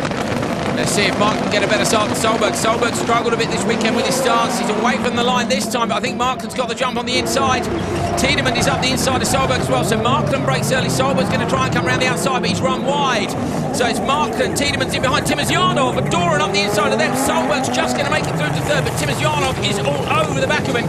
And the Monster Energy guys giving themselves a little bit of space at the back of the field. Solberg did really well to sit out around the outside of Duran there. Duran made a really good start, great reaction, hooked it really well, and Solberg just sat it out around the outside of turn 1. A bit too wide, and Tiedemann got underneath him. But again, big jumps. These guys are really carrying some more speed over this. Contrast the driving styles there as well. You saw Solberg backing it in at the end of the straight. Solberg straight to the Joker lap, wants clear air. Yeah, clear air, and I think it's going to come out of the next car who hasn't taken it. It's on board with Tiedemann now, on the brakes, down a couple of gears, flick it in, and hard on the power. Big air over the next jump. So Solberg now, he flicks it straight over the jump. Brilliant job by Solberg, isn't it? Solberg has gone ahead. We're missing, I think, one of the Monster Energy World RX cars, possibly Liam Doran, looking at the timing screens. So Solberg's the only car owner. Duran's just gone through the Joker, so he must have had a problem. Solberg's the first car that's taken the Joker lap, so I think it's going to be between him and Markland. There is Doran, Liam Doran down the straight slowly. It's all over for him. Only the top 3 go through, and it's not going to be him. Petter Solberg has jokered and sits in 4th. Nobody in front of him has jokered yet, so Solberg's almost certain to go through if he doesn't have a problem. The gap's about 3 points, just over 3 seconds, but he's stuck behind Timosyanov now, so he's going to really be hoping Timosyanov takes the Joker lap to get him into some clean air, because you can see Timmer wide. Out the commentary box window where we are now, we just saw them going wide. We drop down on board. Solberg with Timosyanov, and Solberg's in front of Timosyanov. Solberg is in front of Timosyanov. I think Solberg's got enough. If he gets in clear air, he set the fastest lap on the last race by the last lap, by 4:10. So just watch how he flicks it in here. Nice, carries loads of speed, uses the car, flicks it back the other way, straight into the exit. His car flies well as well, does it? Is that Liam again going slowly, or is that Genet now? I can't see what's going on with the monster cars. Come out in front of Markland. So Solberg in front of Markland. Timosyanov is behind those guys. Just Tiedemann left to Joke, and Tiedemann leads. Solberg, with right behind him. Markland is right up behind Solberg. Those 2 guys almost certain to go through. Tiedemann and Genet are the only ones who are left to Joker. It was Doran going slowly. He's just driven past the commentary position. So Genet has disappeared as well, it seems. Genet's parked on the back straight. You can see him in your picture there. I think Solberg's comfortably got enough over Tiedemann here when Tiedemann takes the joker lap. Solberg's absolutely flying over that jump, really carrying some big speed and getting some big air. So has Tiedemann got enough over Timosyanov? That's the next question. Timosyanov in fourth. He's got 6 seconds on him, so I think that's more than enough. So it looks like there's only going to be one Persia going through Timmy Hansen, but Tiedemann's still going to be pushing like mad because anything can happen. He's going to keep it nice and clean, no mistakes, and I'm sure he's going to go through to the final. Look at Solberg into the last corner, the first corner as well, of course. They only did the first corner once, just the right-hander. It's a left-hander from then on with the start straight facing in the opposite direction to the main straight. It's an unusual layout, but it's been good fun here. Brand new circuit at Mettet in Belgium. Tiedemann still to joker, Solberg behind him. Tiedemann's looking fast. He is, but look at Solberg. It looks like he just loves the car moving around. And look how much he gained from Tiedemann through there. Yeah, some circuits going so sideways isn't as good, but he's really using the car's momentum. Is he going to be close to Tiedemann and Markland? Tiedemann's got way more speed coming off the joker lap. So Tiedemann in front of Markland. Solberg now comfortably leading. And Tiedemann runs just a little bit wide before the jump. Markland's behind him. Markland wouldn't mind getting in front. That'll put him, of course, on row 2 instead of row 3 in the final. Solberg's just in the 39.3, so we're about a second off what we saw early when it was really dry. So the dirt section of it is still a little bit slippy, a little bit slick, but he's by far the quickest at the minute. Final lap of semi-final number 2. Unfortunately for Genet and Doran, a double retirement for Monster Energy World RX. Disappointing, but great to see them both in the semi-finals. I'm sure they'll bounce back. Bit of work for everyone to do on the cars before they go to Canada, but Solberg goes through to the final. Tiedemann goes through in second, and Markland in third. Timosyanov just misses out in 4th place. Let's have a look at the result. Oh, not before we see the crowd going nuts for Petter Solberg. They haven't made as much noise for anybody else. It wasn't Belgian. Petter Solberg takes the win ahead of Tiedemann, Markland, Timosyanov, Genet and Doran go out. Replays from semi-final number 2, Andrew away from the start. So Markland gets the jump, Solberg tries to keep it around the outside, but watch Duran on the inside in the monster car. He's tucking it up the inside, he's getting a good run out under Timosyanov, Solberg's out and all the rubbish, he just sticks it out. Well, there's contact there with Solberg and Tiedemann. This was Doran going slowly up in the joker lap. Markland slotting in behind Solberg. Solberg over the jump. His car jumping very well indeed and taking the checker flags. We're going to see Solberg on the front row. It'll be very exciting indeed. The final is not that far away. A quick re-prep and we'll have the cars back out for you.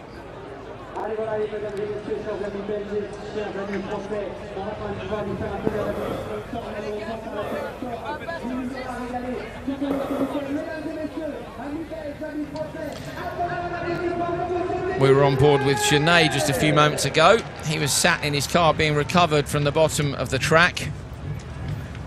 Genet being lifted up onto the low loader to be taken away. Doesn't look too happy. Never a great place to be, is it, on a low loader? No, it's just a great shame for those guys. You know, they've really got some speed in the car. I think Liam had said they're just making a few too many mistakes, but they've got real good speed, and it was good to see them both in the final, but it'd be interesting to see what the actual problems were to take them both out of the semi-final. Nice to see Genet going quickly with not much time in the car. Markland with a bit of re-prep going on, the crowd going nuts. We've got Mexican waves and all sorts going on outside the window.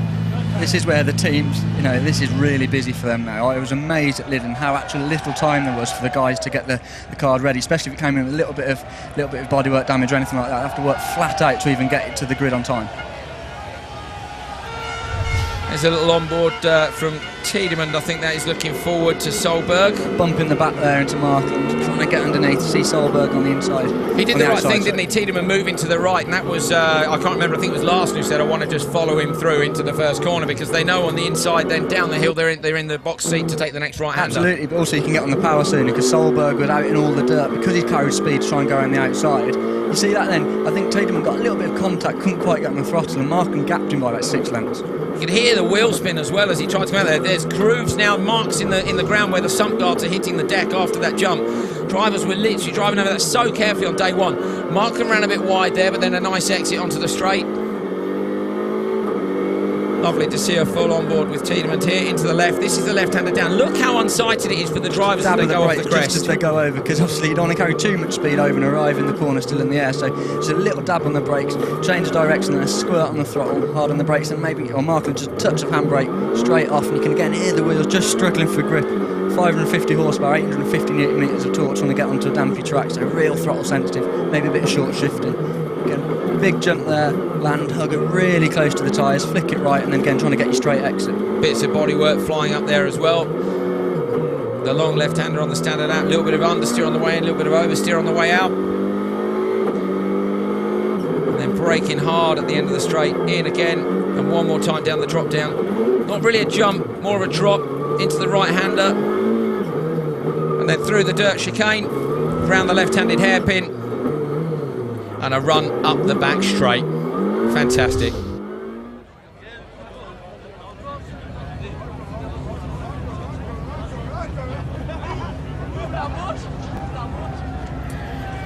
We're going to have a look at the touring car race from earlier on.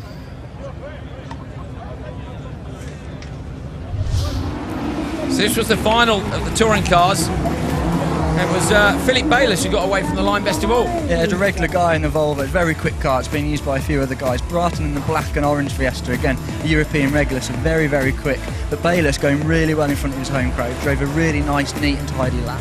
You can see how damp the track is. This was just after it had rained. It just started to dry. The temperature came up, but it was still real tricky conditions. Really, really tough for those guys. Southston with bits of the bodywork hanging off. But as Andrew Jordan said, Bayliss just so tidy. This was out of the Joker lap, really not in question at all.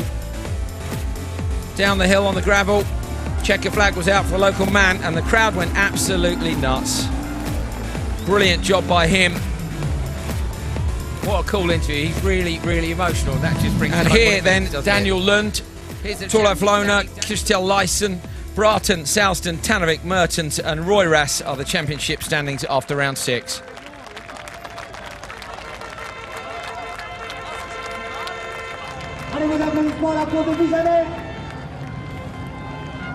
Great.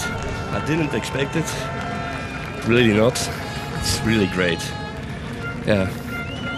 I can't believe it. Your home crowd is definitely very pleased. Yeah, I hope so. Thank you. Clouds are gathering over the circuit as we head towards the live Super 1600 final. We saw the semi-finals earlier on and they were exciting to say the least.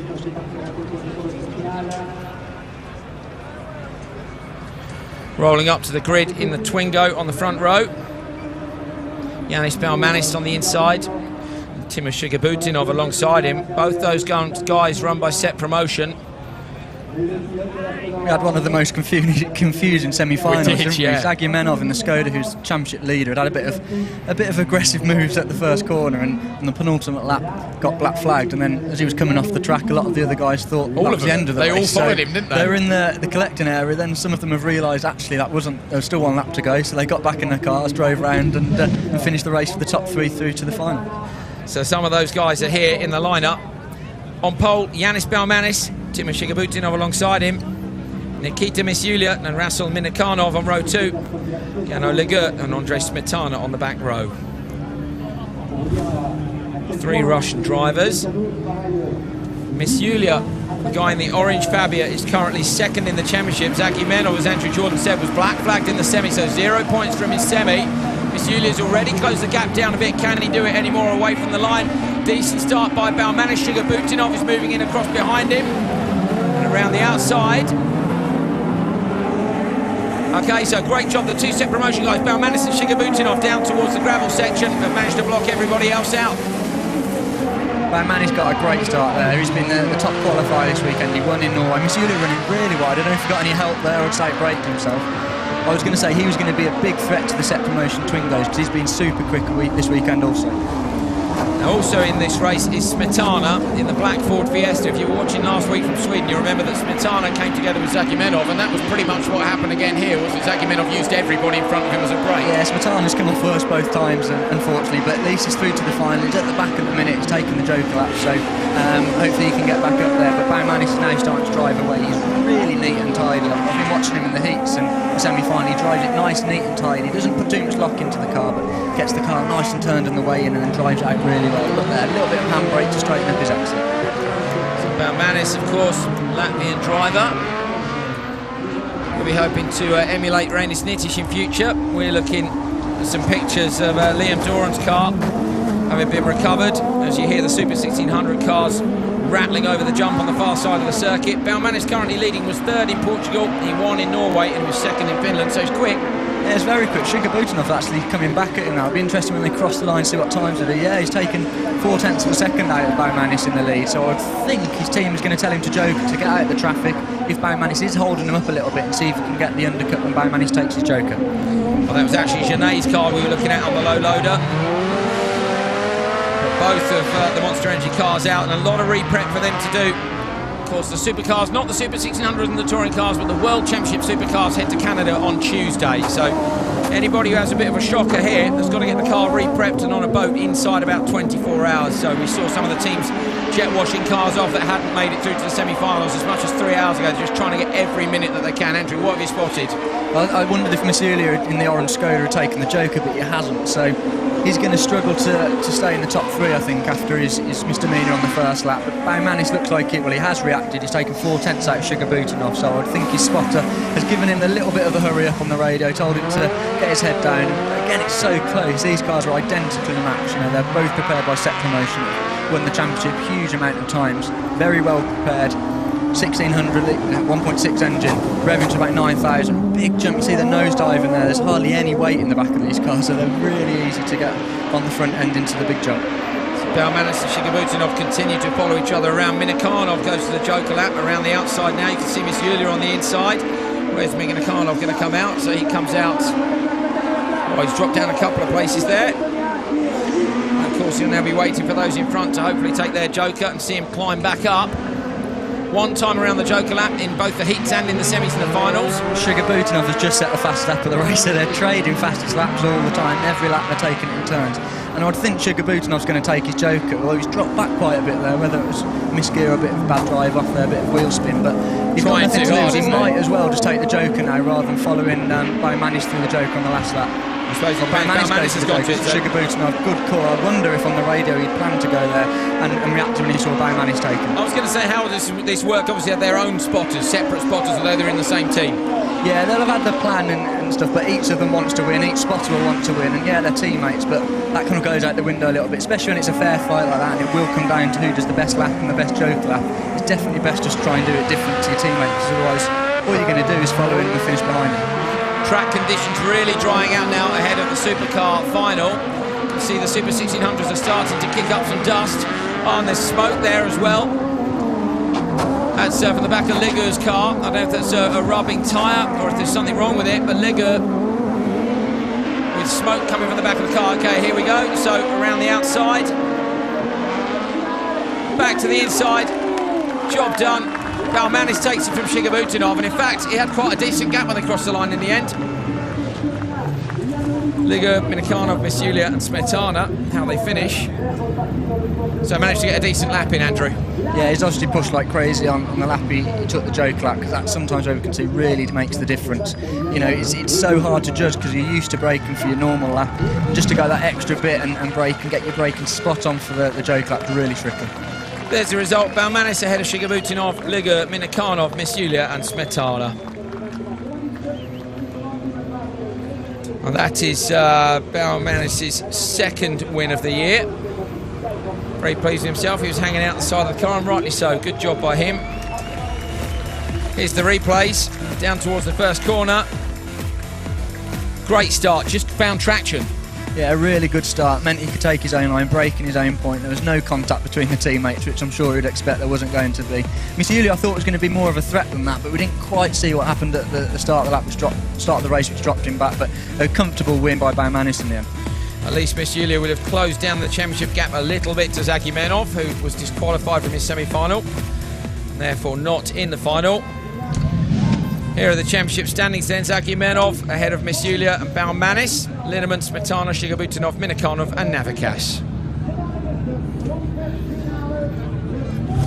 We're going to have a catch-up with Molly. Molly was on the pre-grid ahead of the Supercar final.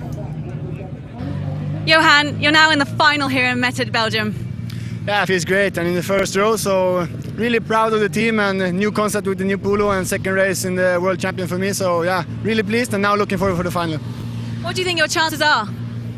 We'll see. I hope to make a good start and then we'll take it from there, but it's really competitive guys, so we'll see, but I'm aiming for the podium. Thank you. Thank you. Toppy, both you and your teammate Anton are in the final. Yeah, that's a brilliant. So I think Martin has done a really good job right now. So we have a really fast car, and even the other Volkswagen is there. So we have to be happy right now, and I think we need to take the points. What do you think you have to do now in the final to be up at the top? Yeah, I think it's going to be quite a big mess in the first corner. So I have to look first. But I do my best, and I think I can have a good start in the final. So let's see. What would a win mean to you now? I don't have win anything yet, so I have to do my best and nothing else. I have a really good car, so. Thank you, thank you. Toppy would very, very much like a win, wouldn't he? He won't commit to 1-2-1, which is fair enough. He just said he's going to do his best.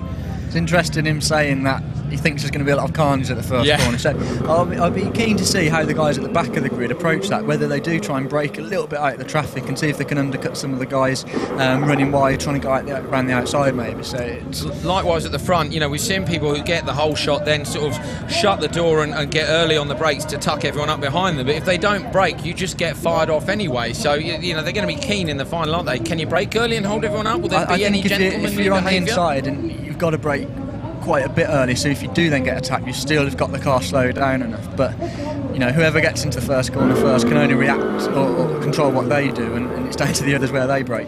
On board there with Tiedemann as he did his tyre cleaning just before, one glove on just before the final. Where's his other glove?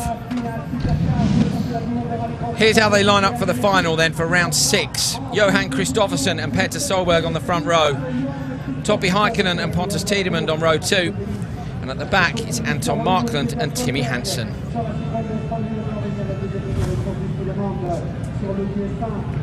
Four of the cars are on the grid already. Just waiting for the two at the back. Is there a bit of gamesmanship going on here, Andrew? Do they want them to wait on the grid? Maybe. Obviously the first car, certainly the guys on the front row have done their practice start quite a while ago, so they're going to be losing tyre temperature the whole time they're sat there. Let's have a quick chat with Molly. She's with Pernilla Solberg. Pernilla, how do you think this final is going to play out? Oh my God, it's so nervous. I'm nervous and I'm excited. It's anything can happen, you know. But we have a good starting position, that's for sure. So fingers crossed, and I'm just dreaming. So best of luck. Thank you. Solberg will be hoping for his second win of the year. I think everybody else will be hoping for their first. So Solberg's the only man who can become a double winner. Let's see. Oh, away from the line. I don't think Solberg got a great start there at all. He didn't. Good start by Kristoffersen. Solberg comes back. Tiedemann runs into the back of Heikkinen. I think it was Heikkinen's on the inside. Lovely job, Solberg. Oh, brilliant job by Heikkinen. Heikkinen leads from Kristoffersen. Solberg tried to cut back underneath. He's in third place. Solberg again was so brave around the outside, but I think Kristoffersen saw that, tried to carry a load of speed into the first corner. Heikkinen got the car stopped. Solberg ran out the corner. Look how close he is behind Heikkinen. Solberg just found incredible traction through there, up and over the jump.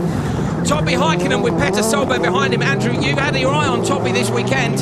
He's just been there or thereabouts all weekend. It's Kristoffersen goes to the Joker Lap. Yeah. So there's so many guys that could win this race. They're all quick. The quickest guys have got through to the final. But I do think Solberg's going to be the one to beat in this. It's going to be interesting to see where he takes the Joker out. That will come down to the spotter. Now, we said this before, didn't we? Johan Kristoffersen gets the Monster Energy Supercharger award, but Petter didn't take his Joker out. We didn't think in the right place in Sweden. He got held up.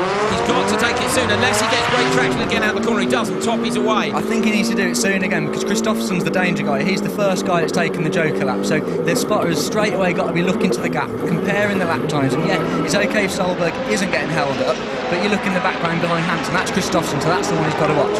There we go, Toppy's gone for the Joker lap. That's left Petter Solberg out in front. That could be dangerous, but maybe Toppy thinks it's not. Toppy slots out in front of Kristoffersen. Great job by him. So Toppy in front of Kristoffersen, but behind Hansen. Hansen hasn't jokered now. If Toppy gets held up behind Hansen, then maybe Petter's going to get away, but Petter will be on a mission now. Out of the hairpin. Down there, Petter runs wide, on board with Tiedemann. Had a little look up the inside. Can't get it hooked up. He's got two wheels on the grass on the left-hand side. I thought Petter lost time there. Solberg's got about 2 seconds at the minute over Heikkinen. Oh, massive jump! He's going flat out as quick as he can. He knows it's going to come down to these next couple of laps. I think he's going to take his Joker on the last lap, so he's in clear air as much as possible. It's going to be between Hansen and, Solberg and Heikkinen. It's going to come too much going on, isn't there? There's too much going on. Andrew Jordan alongside me, as excited as I am. We hope you are at home as well. Solberg, Tiedemann, Hansen over the jump. None of those guys are jokered yet. Heikkinen behind has, but is Heikkinen being held up too much? Can Solberg get a gap, or is he under Solberg? Look how much he's squatting down on the right rear. If you turn one out of the commentary box, he's leaning down. There's a problem, I'm sure. I think Andrew Jordan's right. The rear right corner. Yeah, Solberg's car, the front left corner's picking up, surely. We need to see that on the front straight to see if there's a problem for Petter. Petter's car is at a funny angle, definitely. Andrew, you think that's broken? Yeah, there's something wrong with that. Look, Tiedemann's all over him. So Toppy then is in the best seat in the house right now. Timmy Hansen takes the Joker lap. Tiedemann is right behind Solberg, doesn't seem able to get past Heikkinen, and behind them Hansen. Solberg's right rear is literally dragging on the ground, so there's a damper or something broken, the suspension. Look, there's definitely something wrong. It's holding up Tiedemann. This is playing into Heikkinen's hands. Heikkinen can see it right in front of him. He can see the 6th victory of the year would go to him. It would be the 6th different winner. Tiedemann's got a problem. Tiedemann pulls over. Heikkinen's behind Solberg. Solberg's got to Joker. He's having the gap closed down. He still jumps the car hard despite the broken suspension through the chicane. The left rear's gone now as well. Something's completely collapsed in his rear end. This is Heikkinen's race now. As long as he didn't make a mistake or have any car problems, we're going to have a 6th different winner. Oh, look at the smoke from Petter's car. He's so committed, even with 3 wheels. Careful, Toppy on the inside. How is Solberg holding on over the crest? Heikkinen is all over him. He can't find a way through. This is an incredible drive by Solberg. Toppy can just be patient. He knows Solberg's got a Joker on this lap. Toppy's already taken his Joker. He can just be patient. But equally, Hansen's taking his Joker, so Hansen could be dangerous. Hansen is with him. Any mistakes here, and this is going to be a problem for Heikkinen. Hansen is right there to pick up anything that goes wrong. Didn't look like he was going to feature. Hansen's probably going to get Peugeot's first podium as well, which would be a great result. And he hasn't been on the podium for over a year, since last time at Hollius a year ago. Petter Solberg goes to the Joker. Toppy Heikkinen goes to the inside. He sweeps around the last corner. 6 different winners in 6 rounds. Toppy Heikkinen takes round 6 of the World Rallycross Championship. Behind him is Hansen, and Kristoffersen takes 3rd. Heikkinen launches into donuts in front of the tower. Fantastic job by the Finnish driver. What a win! Yes, Toppy, great job. He'll be so chuffed. He looked so nervous before it, didn't he? Toppy's just in front of where we are in the Ion Spotters Tower. He's got the door open, the smoke's blowing past from the donuts. He's going to get out and wave to the crowd, and rightly so. Up onto the roof for Toppy Heikkinen. He'll be on the top step of the podium. He's on the top of the VW Polo now. Great job. Victory dance. Brilliant. Photographers are running out onto the track as well. He's got the press all around him down on the track. Toppy playing to the crowd. Molly is up in the Spotters Tower, I think, with Toppy's team. I've been watching you shake throughout that whole final. Can you even begin to explain how you feel right now? Oh, it was totally unbelievable. I feel so happy now because all this year it has been so close, and now this weekend, you know, all the pieces went together, and yeah, that is the result. I'm really happy guy. Also, I think Toppy is now really happy guy, and whole team is happy, so couldn't be a better weekend.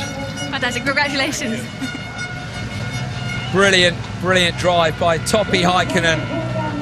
Hugging some of the cameramen down on the circuit. What a great drive. Finally takes a victory. 6th different winner in 6 rounds. You couldn't write it. Toppy Heikkinen from Timmy Hansen on the podium for the first time in a year, and a great drive too from Kristoffersen. Solberg held on as long as he could with the broken suspension. Markland and Tiedemann with a DNF. Well, that was exciting, wasn't it, Andrew Jordan? Great job by Heikkinen. We've said, haven't we, he's been there all the time, all year so far, and it's only a matter of time. Look at Heikkinen, the second of the white cars on the inside there. Just keeps it neat, tidy, gets the throttle on. Christopherson out wide there, it was a great move. You'd planned it on the way down there, that's exactly what you wanted to do. You did it, great job. Early joker as well, then started back into traffic. We thought Timmy Hansen might hold him up. Actually, Timmy was flying and it came from nowhere really to end up second. I didn't think he was going to feature. Big shout out to Hansen there and the Peugeot guys. They really deserve that. They've worked so hard. Bad luck for Solberg, you know, but he's scoring points and that's what he needs to do on his bad races like that. It doesn't matter, does it, in the final? As you say, he's made it through. He's gathering points for the championship. It's a great result for him, really, because Nettish, of course, isn't in the final. Neither's Baccarat. So here's Heikkinen. Victory donuts. It's a great drive by the Finn.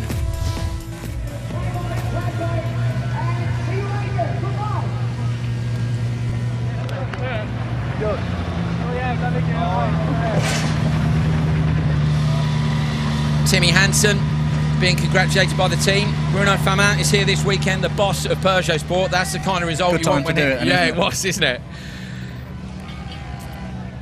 Good job by Timmy, but Toppy is the man on the... Oh dear, he's dented the roof just before it goes to Canada. I don't know if he'd be popular for that, but you have to get on the roof when you win, don't you? Absolutely, yeah. I could have bet £1 million he was going to get on the roof after that race. So he's done a great job. We've said so many times he's been consistent. He's always up there, always there or thereabouts. And I really think he's a true championship threat if he keeps doing weekends like he has done. About 25 practice starts. So I mentioned to you, I went into the back of their pit garage and found them looking at data. They'd done 25 practice starts, and okay, it was a good start in the final. Maybe they've just found a little something that just worked for him. It's all those little bits. You know, at this level, you have to keep developing as a driver and as a team and developing the car, and that's what they're doing. They're very hungry. Toppy and Anton Markland are very hungry young guys who want to do well, and so is the team. So, you know, you can't give up. You can't think, well, we've got a quick car at the last one, let's leave it at that. You know, they've had a win already with Tanner Faust in Finland, but they just want to keep chipping away, trying to find more pace when they can. You've got people like Ekstrom coming in with new cars and a new team very, very quick, so you just can't stand still. You've got to keep moving forward, which these guys have obviously done, as you say, doing 25 starts. They're just looking for a tiny little bit. Tiny margins. He added all those tiny margins up to take a great victory here. Crowd are headed down towards the podium.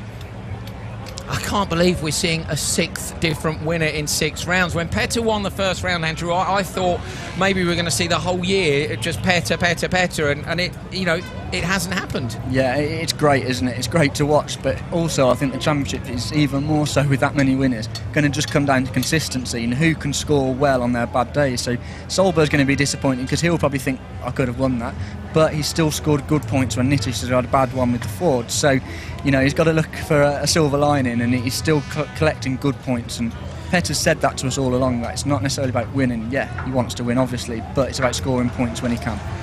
It's worth a little nod as well to the Manufacturers' Championship, which was being led by Fordo MSC by just about nearly 60 points, but won't be now because they didn't have any drivers in the final. I think that's the first time that's happened all year. In fact, I'm sure it is. Yeah, it is the first time it's happened all year. So Fordo MSC with not a great weekend, but they'll get the cars ready, stick them on the boat and hope to recover over in Canada. And it is a good weekend, of course, for VW Markland. Toppy Heikkinen with the win and Anton Markland down in 5th place in the final, so they'll gather great points.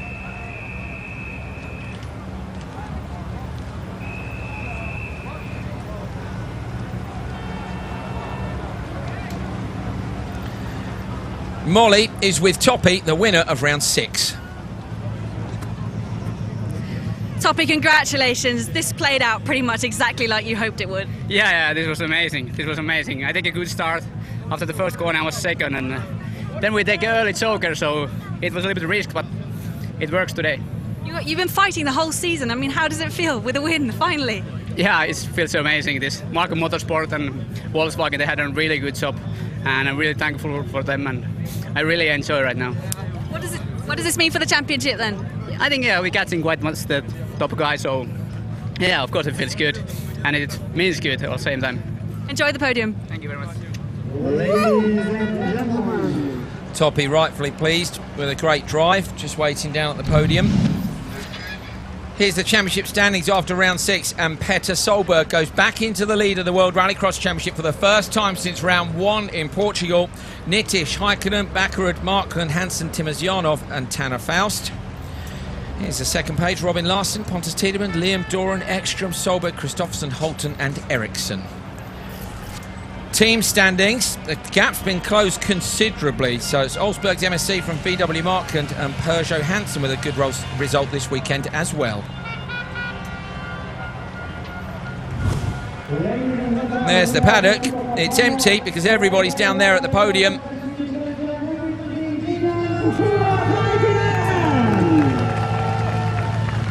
Toppy congratulated by Kristoffersen and Hansen. The second place goes to Timmy Hansen representing Sweden, and the third place to Johan Kristoffersen. Bit of a fist pump from Timmy Hansen. He'll be pleased with that result, I think, Hansen. Yeah, I think he hasn't had a podium for over a year, so yeah, it's the first win of the Peugeot. But for him, that's going to be a great relief. He's been quick all year, as we've said. He's always consistently up there, but he just hasn't quite had the luck. So for him to get on the podium, it's going to be a huge relief. For the third place. Third place, Kristoffersen. I think Kristoffersen could have taken the win here as well. Very, very difficult. I think he'll be a little bit disappointed. He's been super quick all weekend, but still it's a podium World Championship event. He's going to be very, very happy with that, but maybe a little bit disappointed. Here we go for Toppy. This is going to be a huge celebration. We saw him giving the roof of his car some stick and going into the break before Canada. Very good job. Fantastic job by him. The press is shouting for him.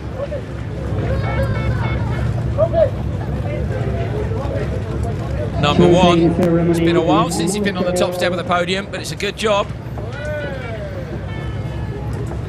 And now, of course, they're going to waste some very nice bottles of Piper Heatsink champagne.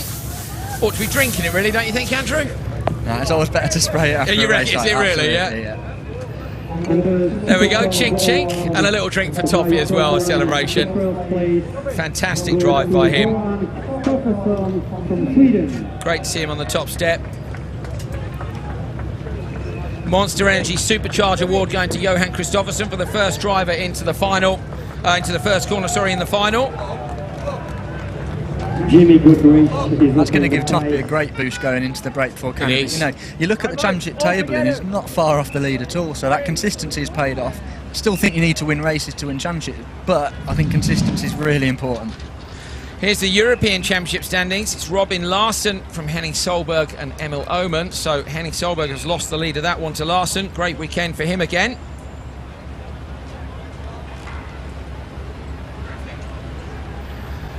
Further down the order, Ken Block, of course, who was the top finisher in the European standings when he appeared with us in Norway. Ken will be back later on in the season. And Andrew Jordan's on the list as well.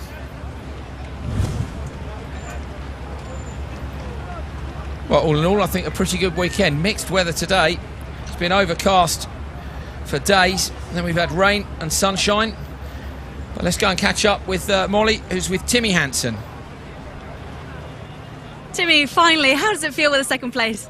It's so emotional to be here. I've been with the guys all the way through the hard work in the winter, and we have had such a tough year. And it's so great to finally make it pay off, and we're second and on the podium. This is what we fight for. How nerve-wracking was that final for you? Oh, it was incredible. I did a really bad start and I was last, so I didn't think I'd have any chances anymore. But in Rallycross, anything happens. What does this second place win mean for the team? Oh, it means so much. I'm sure everyone is moved as I am. It's so great, and it's so much work behind this. Looking forward to Canada now, then? Yeah, I'm looking forward to get back in the car, but first I'll have some time off at home, and then it's a completely new event again, so looking forward to that. Congratulations and thank you. Thank you so much. Timmy Hansen very pleased, and rightly so. Really, Andrew, they have worked extremely hard this year, and it's the results just haven't come, have they? You know, they've been quick straight out the box. You look at Portugal, how quick they were at the first round, and it's just they've been a little bit unlucky. So I think they were getting a little bit, you know, they needed that podium. They wanted a big lift, certainly going into the little bit of a break before Canada. So that's going to give them all a lift. They're going to spend a bit of time back at home, back at base. I'm sure they'll be researching how they can make the car even quicker, but, you know, it's very hard for them to develop the car during the season, during races. Molly is down with the third place man, Johan Kristoffersen. Johan, congratulations with third place. You were faster than Hullius, and now it finally paid off here in Belgium. Yeah, definitely. It was a big struggle in Höljes, but now we fight back here, and it was a really big fight nice fight with Heikkinen in the semi-final, and then I was on the front row in the final, and then after 2 laps I got the throttle stuck, so I was on full throttle the last 4 laps, which was maybe good because I finished on 3rd, so I'm really happy and really pleased for the team. Thank you very much.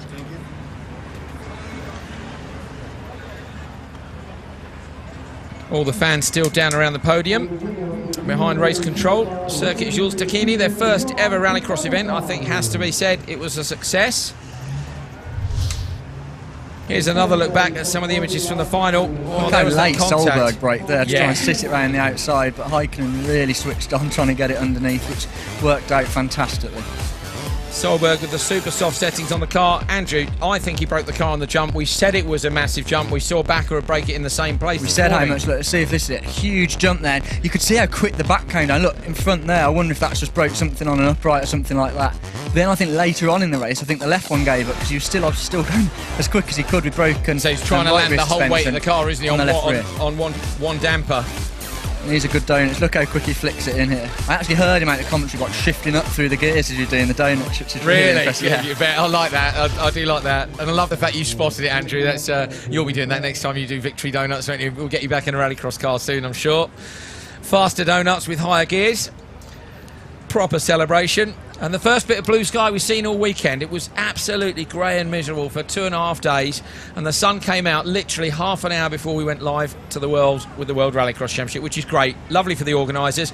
Great attendance here, between 20 and 25,000 fans, and look at you can see the left rear as well. Initially it was just the right rear is down, and as you said correctly, he's trying to land the whole car on the jumps on the left rear, so you can see completely the rear suspension is giving way. See, Pett has given himself a fair bit of work to do there. Of course, he's got a spare car at the minute, thanks to Alexander Wahl not really, well, not in the team anymore, let's just be honest about it. Alexander Wahl not with Petter's team anymore, so Petter does have a spare car from that point of view, but it's not his car, and he'll want that car, won't he? Yeah, but I spoke to him before, and he said that he's done exactly the same time, apart from a thousandth apart in both cars, so it might be an easier option. I think the second car is actually here at this track, so it might be easier for them to contain that one over to Canada.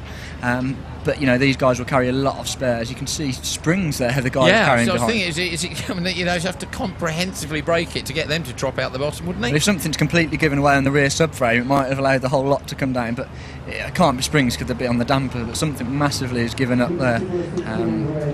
Petter will be disappointed with that. But he knows his consistency is going to win this championship rather than race wins.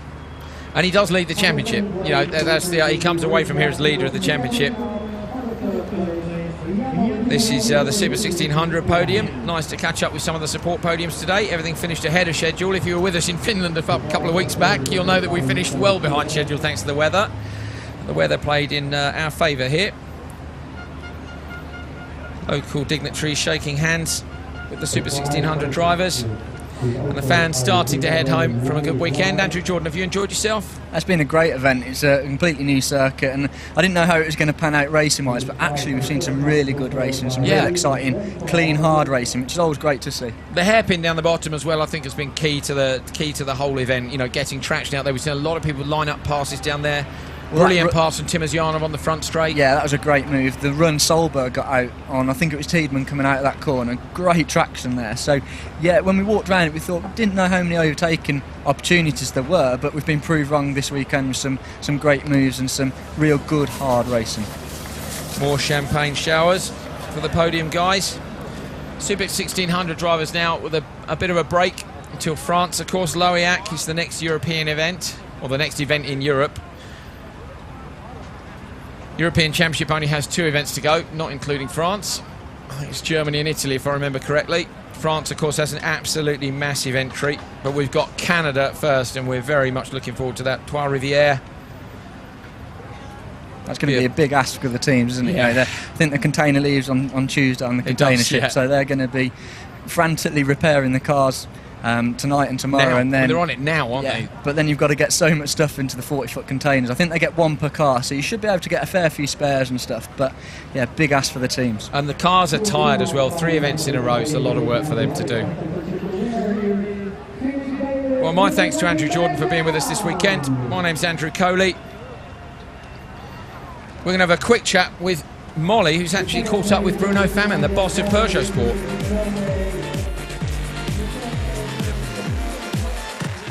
For Peugeot, this second place. It means a lot. It means a big step. First podium in the season. We are very happy. The two cars were very competitive, and just one more, and it's okay. Thank you very much. You're welcome. Well, Faman pleased with the weekend's work, and rightly so. Hansen second at this event. And this was how it went down today. Heat 3 was so wet. That was Jos Janssen pushing Van Mechelen round. He got black flagged. Walfridson got black flagged for that move as well. Spun Rustad on the straight. Look how wet it was. It looks like a completely different day of the year compared to the blue skies and sunshine you've seen for the live final hit from round 6. Semi-finals, everybody moving across to defend the inside line. Hansen, couple of big jumps today. Brilliant to see him back on the podium. Petter Solberg trying to come around the outside of Markland. Timus Janov on the inside of Solberg. All the star names. A couple of people had a bad weekend. Of course, Bakkerud and Nittish. It wasn't great for them. Solberg happy with some of his results, but probably won't be happy with what happened in the final. Did the best he could to hold on. Super 1600 cars. Championship gap closed down a little bit as the leader Zakimenov didn't make it through to the final. And then here's a proper look at the semis. Contact there between Tiedemann and Heikkinen. Solberg with a massive jump in his final, of course, was what broke the suspension in the end. But nothing could stop Heikkinen. Brilliant, brilliant drive. Very, very happy indeed. Canada's up next. We'll see you there.